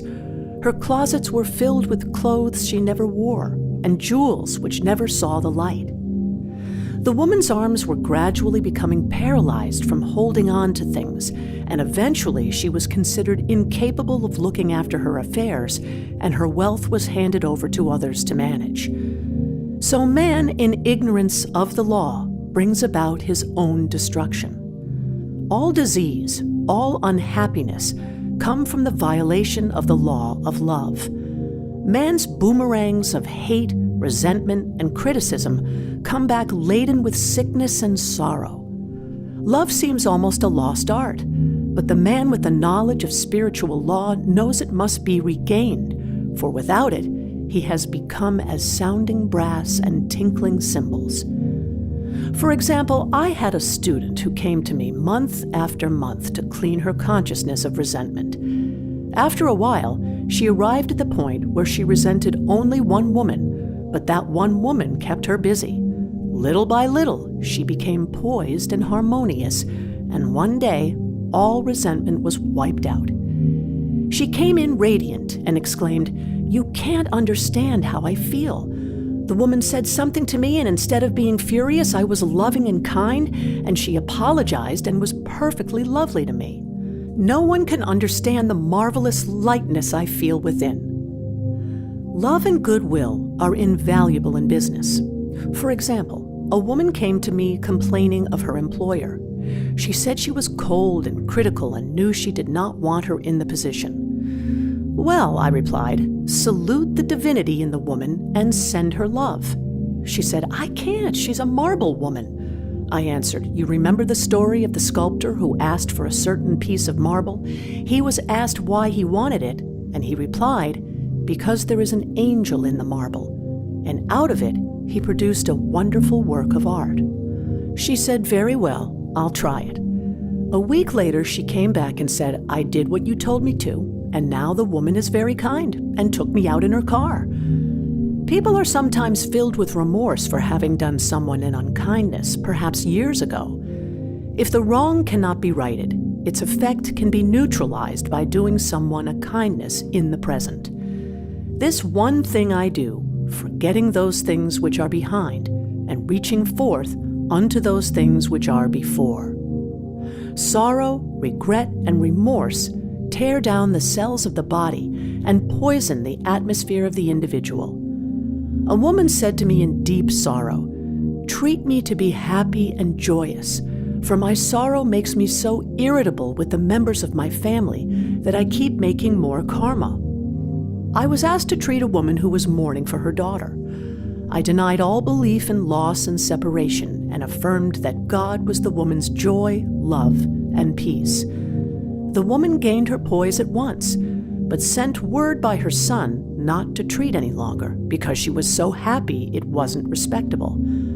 So mortal mind loves to hang on to its griefs and regrets. I knew a woman who went about bragging of her troubles, so of course she always had something to brag about. The old idea was if a woman did not worry about her children, she was not a good mother. Now we know that mother fear is responsible for many of the diseases and accidents which come into the lives of children. For fear pictures vividly the disease or situation feared, and these pictures objectify if not neutralized. Happy is the mother who can say sincerely that she puts her child in God's hands and knows therefore that he is divinely protected. She, in this way, throws about him a great aura of protection. For example, a woman awoke suddenly in the night feeling her brother was in great danger. Instead of giving into her fears, she commenced making statements of truth, saying, "Man is a perfect idea in divine mind and is always in his right place. Therefore, my brother is in his right place and is divinely protected." The next day, she found that her brother had been in close proximity to an explosion in a mine, but had miraculously escaped. So man is his brother's keeper in thought, and every man should know that the thing he loves dwells in the secret place of the Most High and abides under the shadow of the Almighty. There shall no evil befall thee, neither shall any plague come nigh thy dwelling. Perfect love casteth out fear. He that feareth is not made perfect in love, and love is the fulfilling of the law. Chapter 8. Intuition or Guidance. In all thy ways acknowledge him, and he shall direct thy paths. There is nothing too great of accomplishment for the man who knows the power of his word, and who follows his intuitive leads. By the word, he starts in action unseen forces and can rebuild his body or remold his affairs. It is therefore of the utmost importance to choose the right words, and the student carefully selects the affirmation he wishes to catapult into the invisible. He knows that God is his supply, that there is a supply for every demand, and that his spoken word releases this supply. Ask, and ye shall receive. Man must make the first move. Draw nigh to God, and he will draw nigh to you. I have often been asked just how to make a demonstration.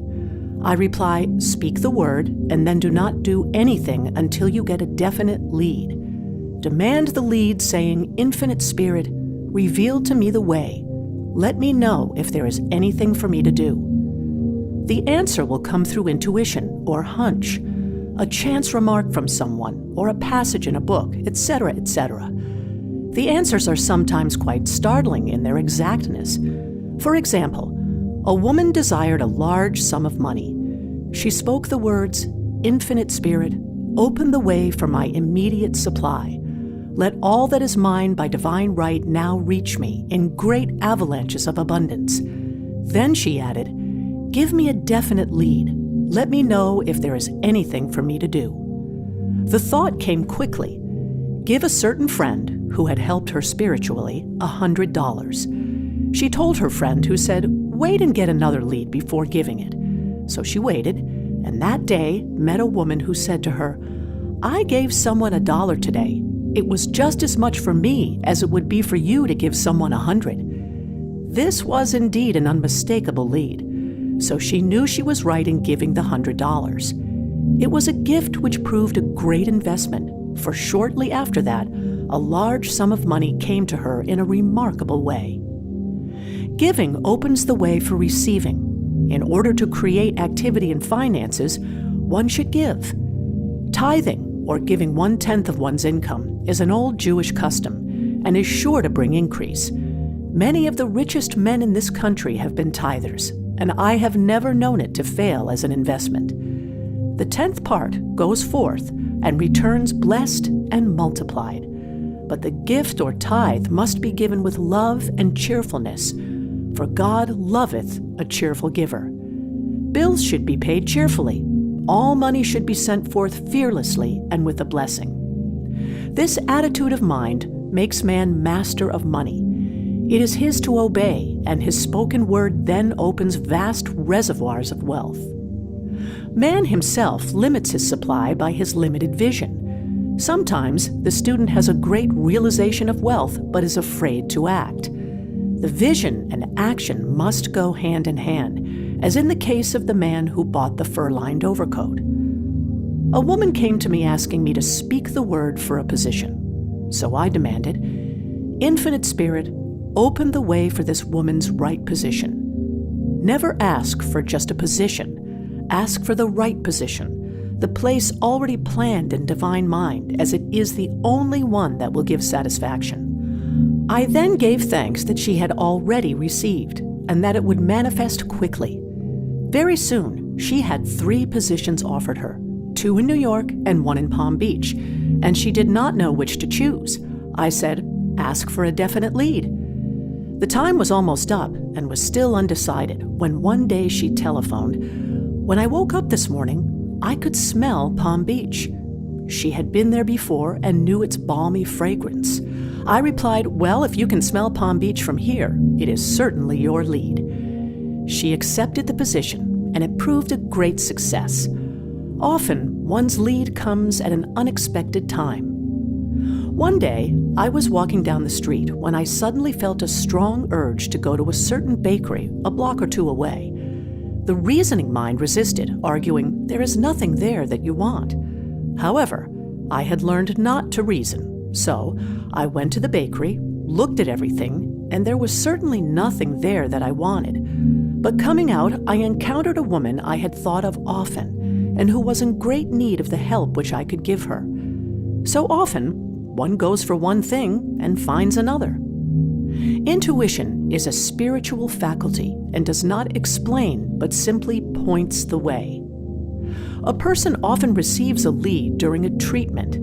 The idea that comes may seem quite irrelevant, but some of God's leadings are mysterious. In the class one day, I was treating that each individual would receive a definite lead. A woman came to me afterwards and said, "While you were treating, I got the hunch to take my furniture out of storage and get an apartment." The woman had come to be treated for health. I told her I knew in getting a home of her own, her health would improve. And I added, "I believe your trouble, which is a congestion, has come from having things stored away. Congestion of things causes congestion in the body. You have violated the law of use, and your body is paying the penalty." So I gave thanks that divine order was established in her mind, body, and affairs. People little dream of how their affairs react on the body. There is a mental correspondence for every disease. A person might receive instantaneous healing through the realization of his body being a perfect idea in divine mind, and therefore whole and perfect.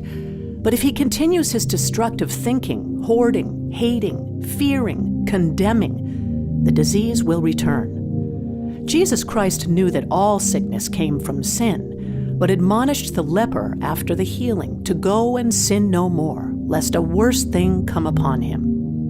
So man's soul, or subconscious mind, must be washed whiter than snow.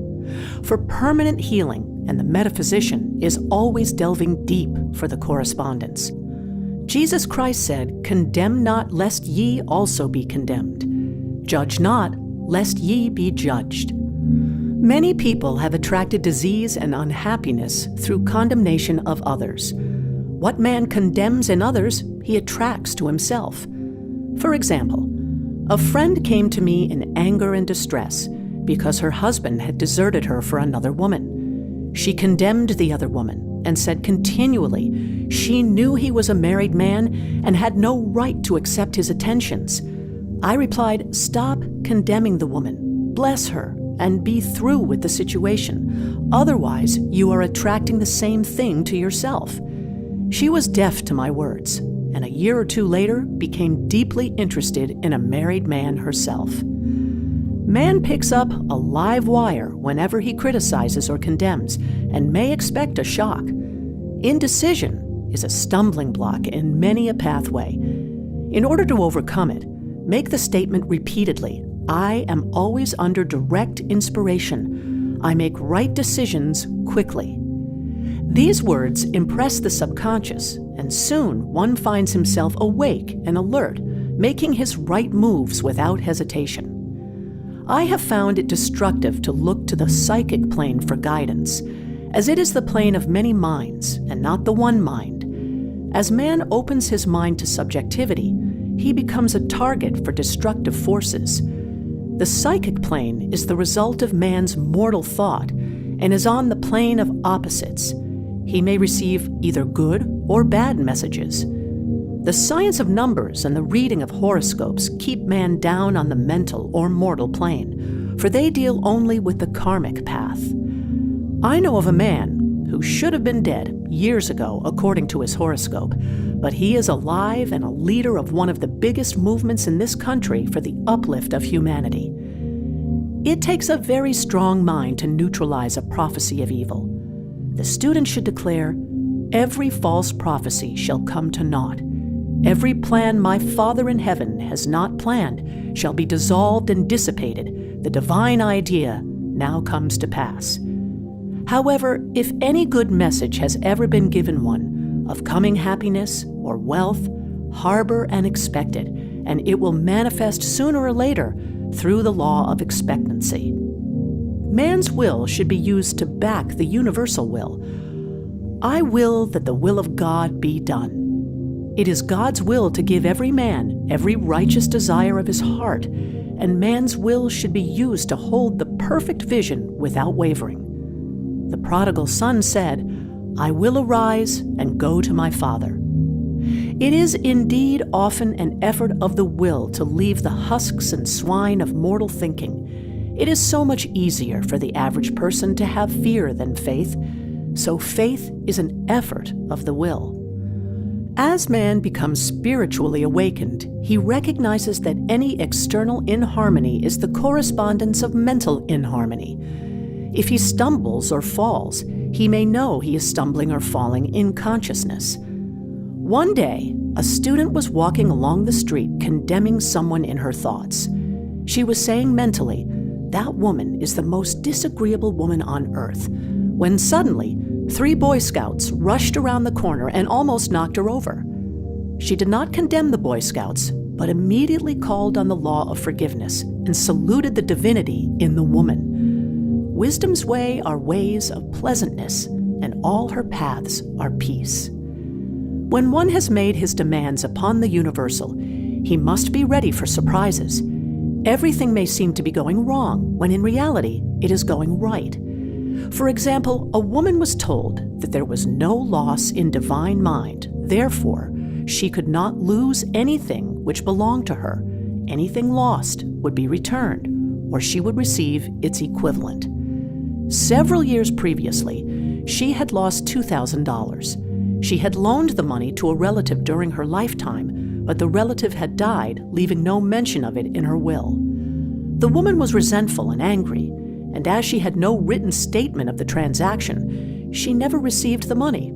So she determined to deny the loss and collect the $2,000 from the Bank of the Universal. She had to begin by forgiving the woman, as resentment and unforgiveness closed the doors of this wonderful bank. She made this statement, "I deny loss. There is no loss in divine mind. Therefore, I cannot lose the $2,000 which belonged to me by divine right." as one door shuts, another door opens.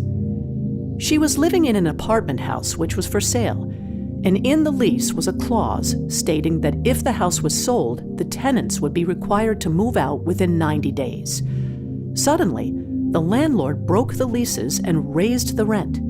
Again, injustice was on her pathway, but this time she was undisturbed.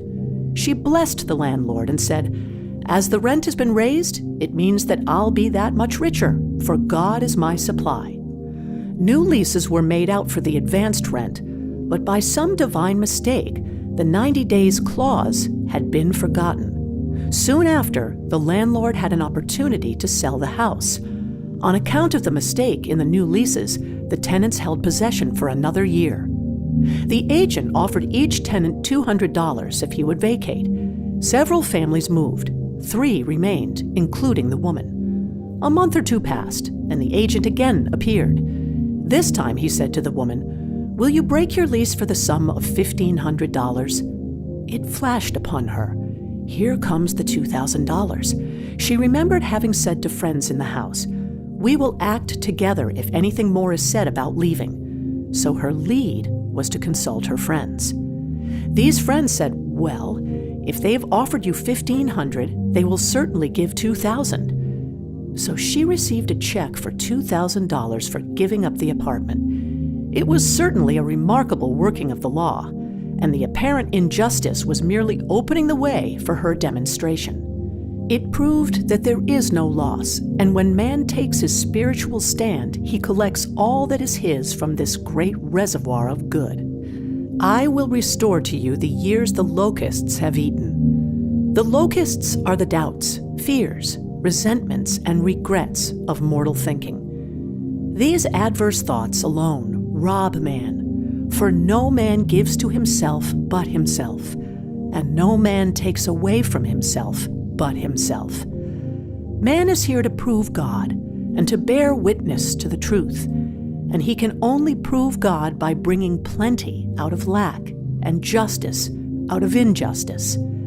Prove me now herewith, saith the Lord of hosts, if I will not open you the windows of heaven and pour out a blessing that there shall not be room enough to receive it. Chapter 9. Perfect Self-Expression, or the Divine Design. No wind can drive my bark astray, nor change the tide of destiny. There is for each man perfect self-expression. There is a place which he is to fill, and no one else can fill, something which he is to do, which no one else can do. It is his destiny. This achievement is held a perfect idea in divine mind, awaiting man's recognition. As the imaging faculty is the creative faculty, it is necessary for man to see the idea before it can manifest. So man's highest demand is for the divine design of his life. He may not have the faintest conception of what it is, for there is possibly some marvelous talent hidden deep within him. His demand should be, Infinite Spirit, open the way for the divine design of my life to manifest. Let the genius within me now be released. Let me see clearly the perfect plan. The perfect plan includes health, wealth, love, and perfect self-expression. This is the square of life, which brings perfect happiness. When one has made this demand, he may find great changes taking place in his life, for nearly every man has wandered far from the divine design. I know in one woman's case, it was as though a cyclone had struck her affairs, but readjustments came quickly, and new and wonderful conditions took the place of old ones. Perfect self-expression will never be labor, but of such absorbing interest that it will seem almost like play. The student knows also, as man comes into the world financed by God, the supply needed for his perfect self-expression will be at hand. Many a genius has struggled for years with the problem of supply, when his spoken word and faith would have released quickly the necessary funds. For example, after the class one day, a man came to me and handed me a cent. He said, "I have just 7 cents in the world, and I'm going to give you 1, For I have faith in the power of your spoken word. I want you to speak the word for my perfect self-expression and prosperity." I spoke the word and did not see him again until a year later. He came in one day successful and happy with a roll of yellow bills in his pocket. He said, "Immediately after you spoke the word, I had a position offered me in a distant city and am now demonstrating health, happiness, and supply."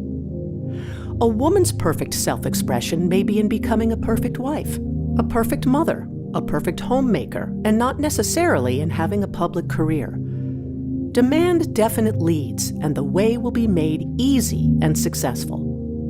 One should not visualize or force a mental picture. When he demands the divine design to come into his conscious mind, he will receive flashes of inspiration and begin to see himself making some great accomplishment. This is the picture or idea he must hold without wavering. The thing man seeks is seeking him. The telephone was seeking Bell. Parents should never force careers and professions upon their children. With a knowledge of spiritual truth, the divine plan could be spoken for early in childhood or prenatally. A prenatal treatment should be, let the God in this child have perfect expression. Let the divine design of his mind, body, and affairs be made manifest throughout his life, throughout eternity. God's will be done, not man's. God's pattern, not man's pattern, is the command we find running through all the scriptures, and the Bible is a book dealing with the science of the mind. It is a book telling man how to release his soul, or subconscious mind, from bondage. The battles described are pictures of man waging war against mortal thoughts. A man's foes shall be they of his own household. Every man is Jehoshaphat, and every man is David, who slays Goliath, mortal thinking, with the little white stone, faith. So man must be careful that he is not the wicked and slothful servant who buried his talent. There is a terrible penalty to be paid for not using one's ability. Often, fear stands between man and his perfect self-expression. Stage fright has hampered many a genius. This may be overcome by the spoken word or treatment. The individual then loses all self-consciousness and feels simply that he is a channel for infinite intelligence to express itself through.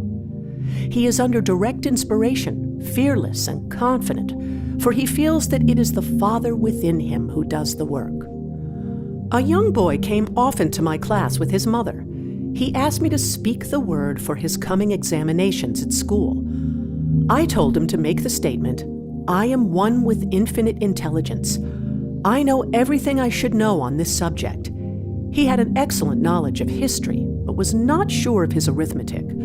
I saw him afterwards, and he said, "I spoke the word for my arithmetic and passed with the highest honors, but thought I could depend on myself for history and got a very poor mark." Man often receives a setback when he is too sure of himself, which means he is trusting to his personality and not the Father within. Another one of my students gave me an example of this. She took an extended trip abroad one summer, visiting many countries where she was ignorant of the languages. She was calling for guidance and protection every minute, and her affairs went smoothly and miraculously. Her luggage was never delayed nor lost. Accommodations were always ready for her at the best hotels, and she had perfect service wherever she went. She returned to New York. Knowing the language, she felt God was no longer necessary, so looked after her affairs in an ordinary manner. Everything went wrong. Her trunks delayed amid inharmony and confusion. The student must form the habit of practicing the presence of God every minute. In all thy ways acknowledge him. Nothing is too small or too great. Sometimes, an insignificant incident may be the turning point in a man's life. Robert Fulton, watching some boiling water simmering in a tea kettle, saw a steamboat.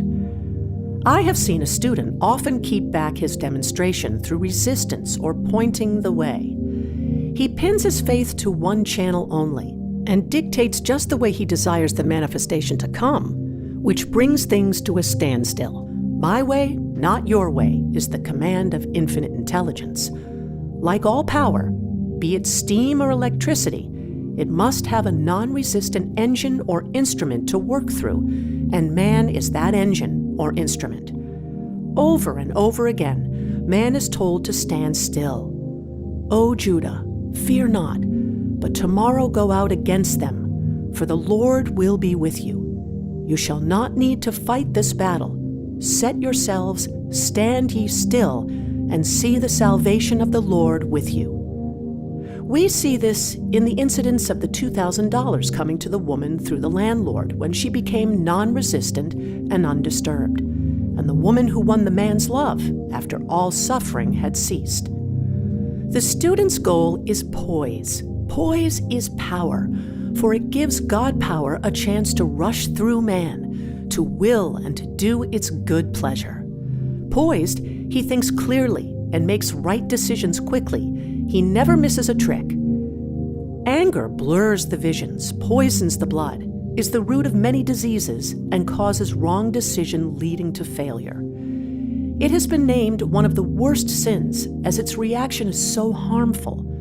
The student learns that in metaphysics, sin has a much broader meaning than in the old teaching. Whatsoever is not of faith is sin. He finds that fear and worry are deadly sins. They are inverted faith, and through distorted mental pictures bring to pass the thing he fears. His work is to drive out these enemies from the subconscious mind. When man is fearless, he is finished. Maeterlinck says that man is God-afraid. So as we read in the previous chapters, man can only vanquish fear by walking up to the thing he is afraid of. When Jehoshaphat and his army prepared to meet the enemy, singing "Praise the Lord, for his mercy endureth forever," they found their enemies had destroyed each other, and there was nothing to fight. For example, a woman asked a friend to deliver a message to another friend. The woman feared to give the message, as the reasoning mind said, "Don't get mixed up in this affair. Don't give that message." She was troubled in spirit, for she had given her promise. At last she determined to walk up to the lion and call on the law of divine protection. She met the friend to whom she was to deliver the message. She opened her mouth to speak it, when her friend said, "So-and-so has left town." This made it unnecessary to give the message, as the situation depended upon the person being in town. As she was willing to do it, she was not obliged to. As she did not fear, the situation vanished. The student often delays his demonstration through a belief in incompletion. He should make this statement: "In divine mind, there is only one completion. Therefore, my demonstration is completed. My perfect work, my perfect home, my perfect health." Whatever he demands are perfect ideas registered in divine mind and must manifest under grace in a perfect way. He gives thanks he has already received on the invisible and makes active preparation for receiving on the visible. One of my students was in need of a financial demonstration. She came to me and asked why it was not completed. I replied, "Perhaps you were in the habit of leaving things unfinished, and the subconscious has gotten into the habit of not completing, as the without, so the within." She said, "You are right. I often begin things and never finish them. I'll go home and finish something I commenced weeks ago, and I know it will be symbolic of my demonstration." So she sewed assiduously, and the article was soon completed. Shortly after, the money came in a most curious manner. Her husband was paid his salary twice that month. He told the people of their mistake, and they sent word to keep it. When man asks believing, he must receive, for God creates his own channels. I have been sometimes asked, suppose one has several talents, how is he to know which one to choose? Demand to be shown definitely. Say, "Infinite Spirit, give me a definite lead. Reveal to me my perfect self-expression. Show me which talent I am to make use of now." I have known people to suddenly enter a new line of work and be fully equipped with little or no training. So make the statement, I am fully equipped for the divine plan of my life, and be fearless in grasping opportunities. Some people are cheerful givers, but bad receivers. They refuse gifts through pride or some negative reason, thereby blocking their channels, and invariably find themselves eventually with little or nothing. For example, a woman who had given away a great deal of money had a gift offered her of several $1,000s. She refused to take it, saying she did not need it. Shortly after that, her finances were tied up, and she found herself in debt for that amount. Man should receive gracefully the bread returning to him upon the water. Freely ye have given, freely ye shall receive.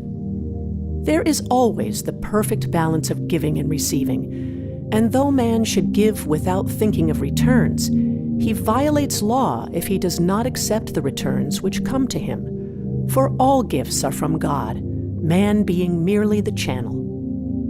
A thought of lack should never be held over the giver.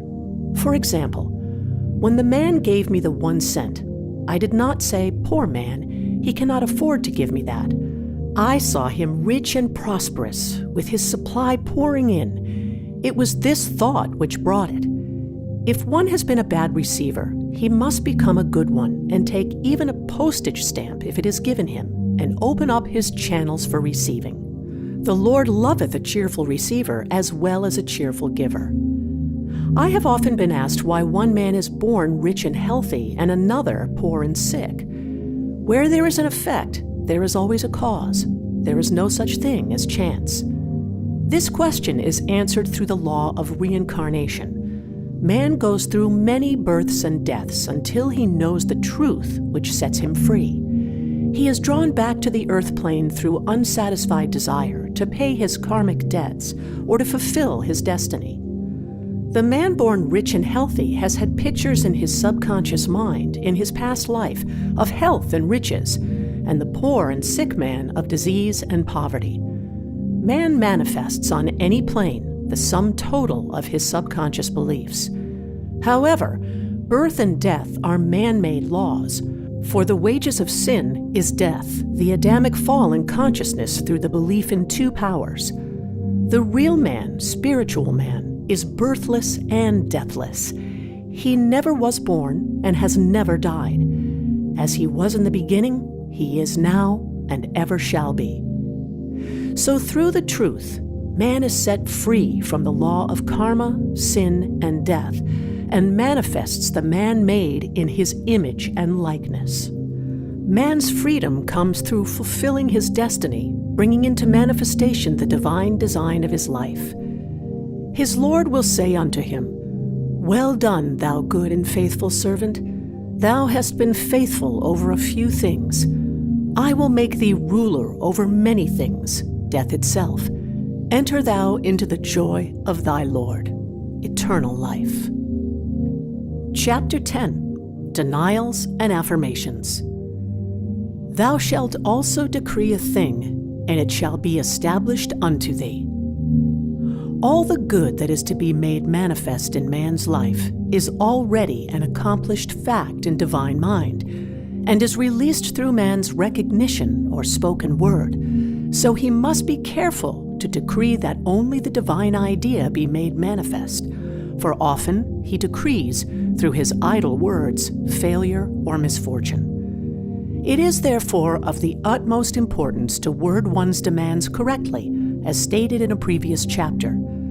If one desires a home, friend, position, or any other good thing, make the demand for the divine selection. For example, Infinite Spirit, open the way for my right home, my right friend, my right position. I give thanks it now manifests under grace in a perfect way. The latter part of the statement is most important. For example, I knew a woman who demanded $1,000. Her daughter was injured, and they received $1,000 indemnity, so it did not come in a perfect way. The demand should have been worded in this way: Infinite Spirit, I give thanks that the $1,000 which is mine by divine right is now released and reaches me under grace in a perfect way. As one grows in a financial consciousness, he should demand that the enormous sums of money which are his by divine right reach him under grace in perfect ways. It is impossible for man to release more than he thinks is possible, for one is bound by the limited expectancies of the subconscious. He must enlarge his expectancies in order to receive in a larger way. Man so often limits himself in his demands. For example, a student made the demand for $600 by a certain date. He did receive it, but heard afterwards that he came very near receiving $1,000. But he was given just $600 as the result of his spoken word. They limited the Holy One of Israel. Wealth is a matter of consciousness. The French have a legend giving an example of this. A poor man was walking along a road when he met a traveler who stopped him and said, "My good friend, I see you are poor. Take this gold nugget, sell it, and you will be rich all your days." The man was overjoyed at his good fortune and took the nugget home. He immediately found work and became so prosperous that he did not sell the nugget. Years passed and he became a very rich man. One day, he met a poor man on the road. He stopped him and said, "My good friend, I will give you this gold nugget, which if you sell, will make you rich for life." The mendicant took the nugget, had it valued, and found it was only brass. So we see the first man became rich through feeling rich, thinking the nugget was gold. Every man has within himself a gold nugget.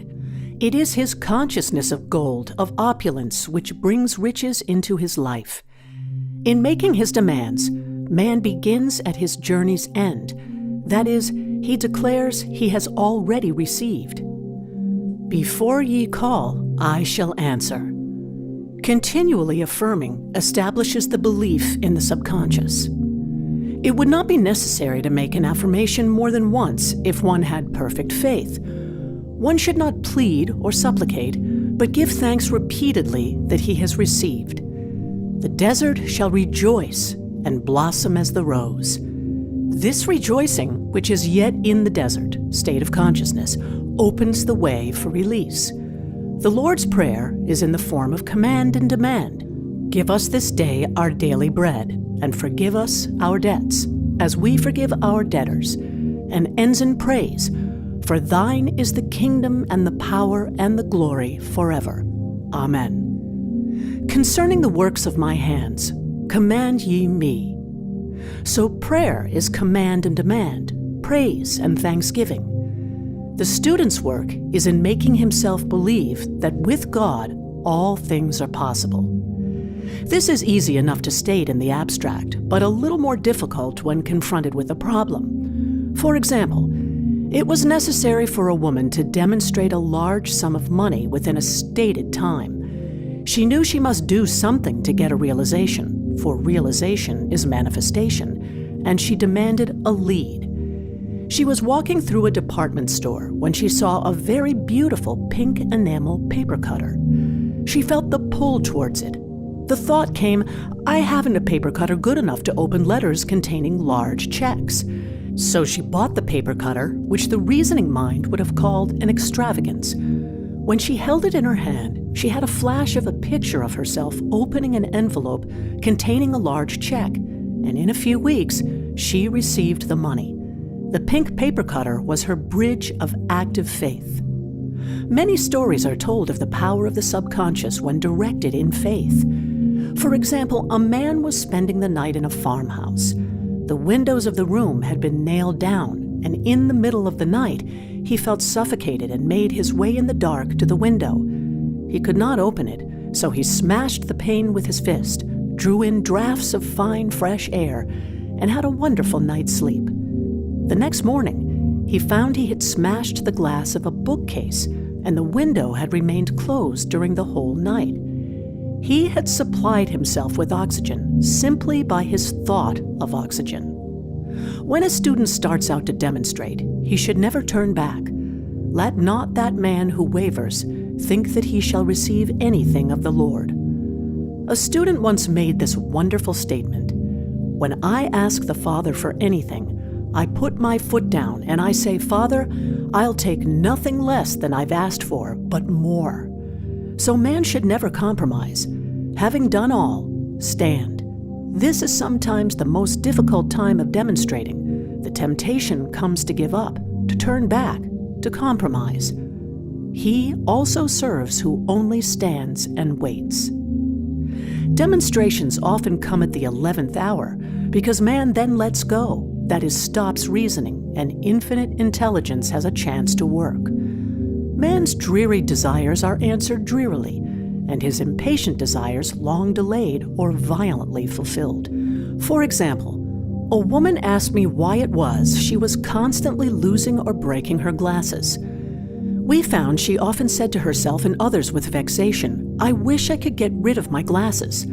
So her impatient desire was violently fulfilled. What she should have demanded was perfect eyesight, but what she registered in the subconscious was simply the impatient desire to be rid of her glasses, so they were continually being broken or lost. Two attitudes of mind cause loss. Depreciation, as in the case of the woman who did not appreciate her husband, or fear of loss, which makes a picture of loss in the subconscious. When a student is able to let go of his problem, cast his burden, he will have instantaneous manifestation. For example, a woman was out during a very stormy day and her umbrella was blown inside out. She was about to make a call on some people whom she had never met, and she did not wish to make her first appearance with a dilapidated umbrella. She could not throw it away, as it did not belong to her. So in desperation, she exclaimed, "Oh God, you take charge of this umbrella. I don't know what to do." A moment later, a voice behind her said, "Lady, do you want your umbrella mended?" There stood an umbrella mender. She replied, "Indeed I do." The man mended the umbrella while she went into the house to pay her call, and when she returned, she had a good umbrella. So there is always an umbrella mender at hand on man's pathway when one puts the umbrella or situation in God's hands. One should always follow a denial with an affirmation.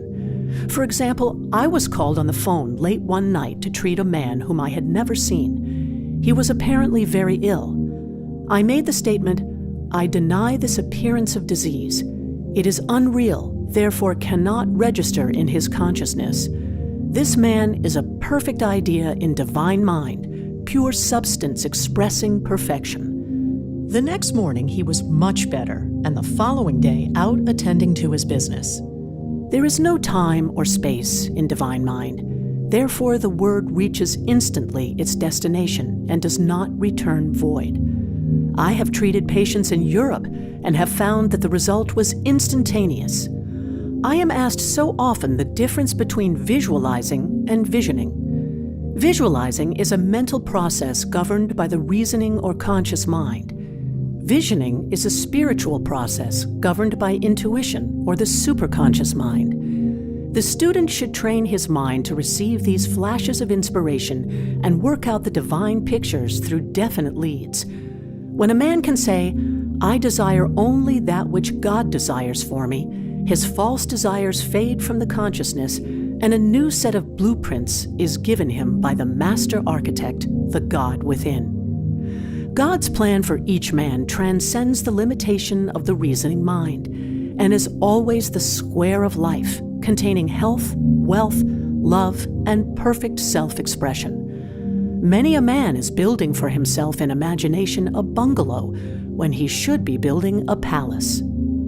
If a student tries to force a demonstration through the reasoning mind, he brings it to a standstill. "I will hasten it, saith the Lord." He should act only through intuition or definite leads. Rest in the Lord and wait patiently. Trust also in him, and he will bring it to pass. I have seen the law work in the most astonishing manner. For example, a student stated that it was necessary for her to have $100 by the following day. It was a debt of vital importance which had to be met. I spoke the word, declaring spirit was never too late and that the supply was at hand. That evening, she phoned me of the miracle. She said that the thought came to her to go to her safety deposit box at the bank to examine some papers. She looked over the papers, and at the bottom of the box was a new $100 bill. She was astounded and said she knew she had never put it there, for she had gone through the papers many times. It may have been a materialization, as Jesus Christ materialized the loaves. Man will reach the stage where his word is made flesh, or materialized instantly. The fields ripe with the harvest will manifest immediately, as in all of the miracles of Jesus Christ.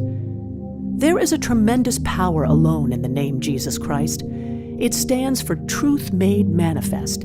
He said, "Whatsoever ye ask the Father, in ye name, he will give it to you." The power of this name raises the student into the fourth dimension, where he is freed from all astral and psychic influences, and he becomes unconditioned and absolute, as God himself is unconditioned and absolute. I have seen many healings accomplished by using the words in the name of Jesus Christ. Christ was both person and principle, and the Christ within each man is his Redeemer and salvation. The Christ within is his own fourth dimensional self, the man made in God's image and likeness. This is the self which has never failed, never known sickness or sorrow, was never born, and has never died.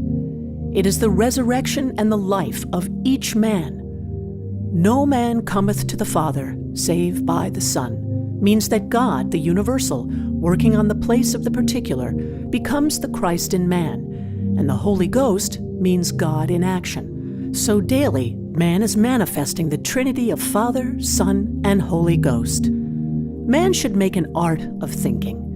The master thinker is an artist and is careful to paint only the divine designs upon the canvas of his mind, and he paints these pictures with masterly strokes of power and decision, having perfect faith that there is no power to mar their perfection, and that they shall manifest in his life the ideal made real.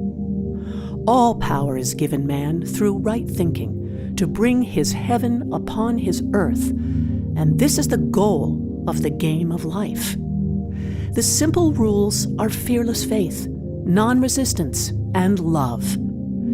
May each reader be now freed from that thing which has held him in bondage through the ages, standing between him and his own, and know the truth which makes him free, free to fulfill his destiny, to bring into manifestation the divine design of his life, health, wealth, love, and perfect self-expression.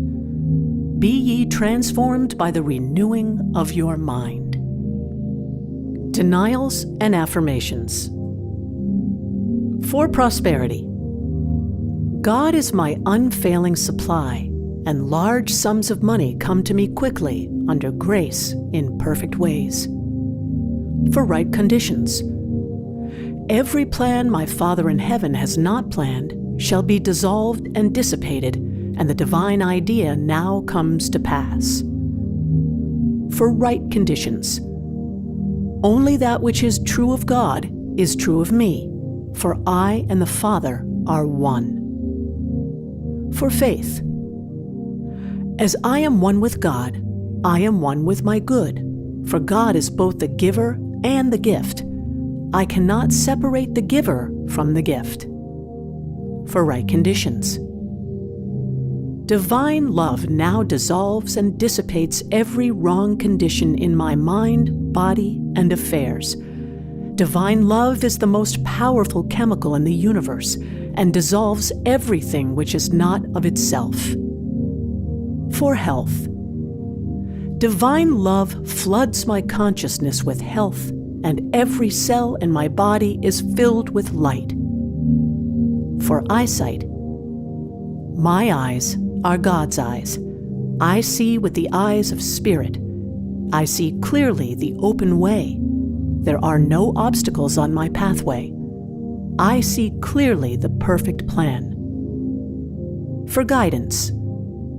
I am divinely sensitive to my intuitive leads and give instant obedience to thy will. For the hearing. My ears are God's ears. I hear with the ears of spirit.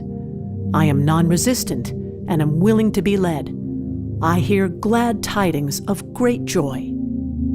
For right work, I have a perfect work in a perfect way. I give a perfect service for perfect pay.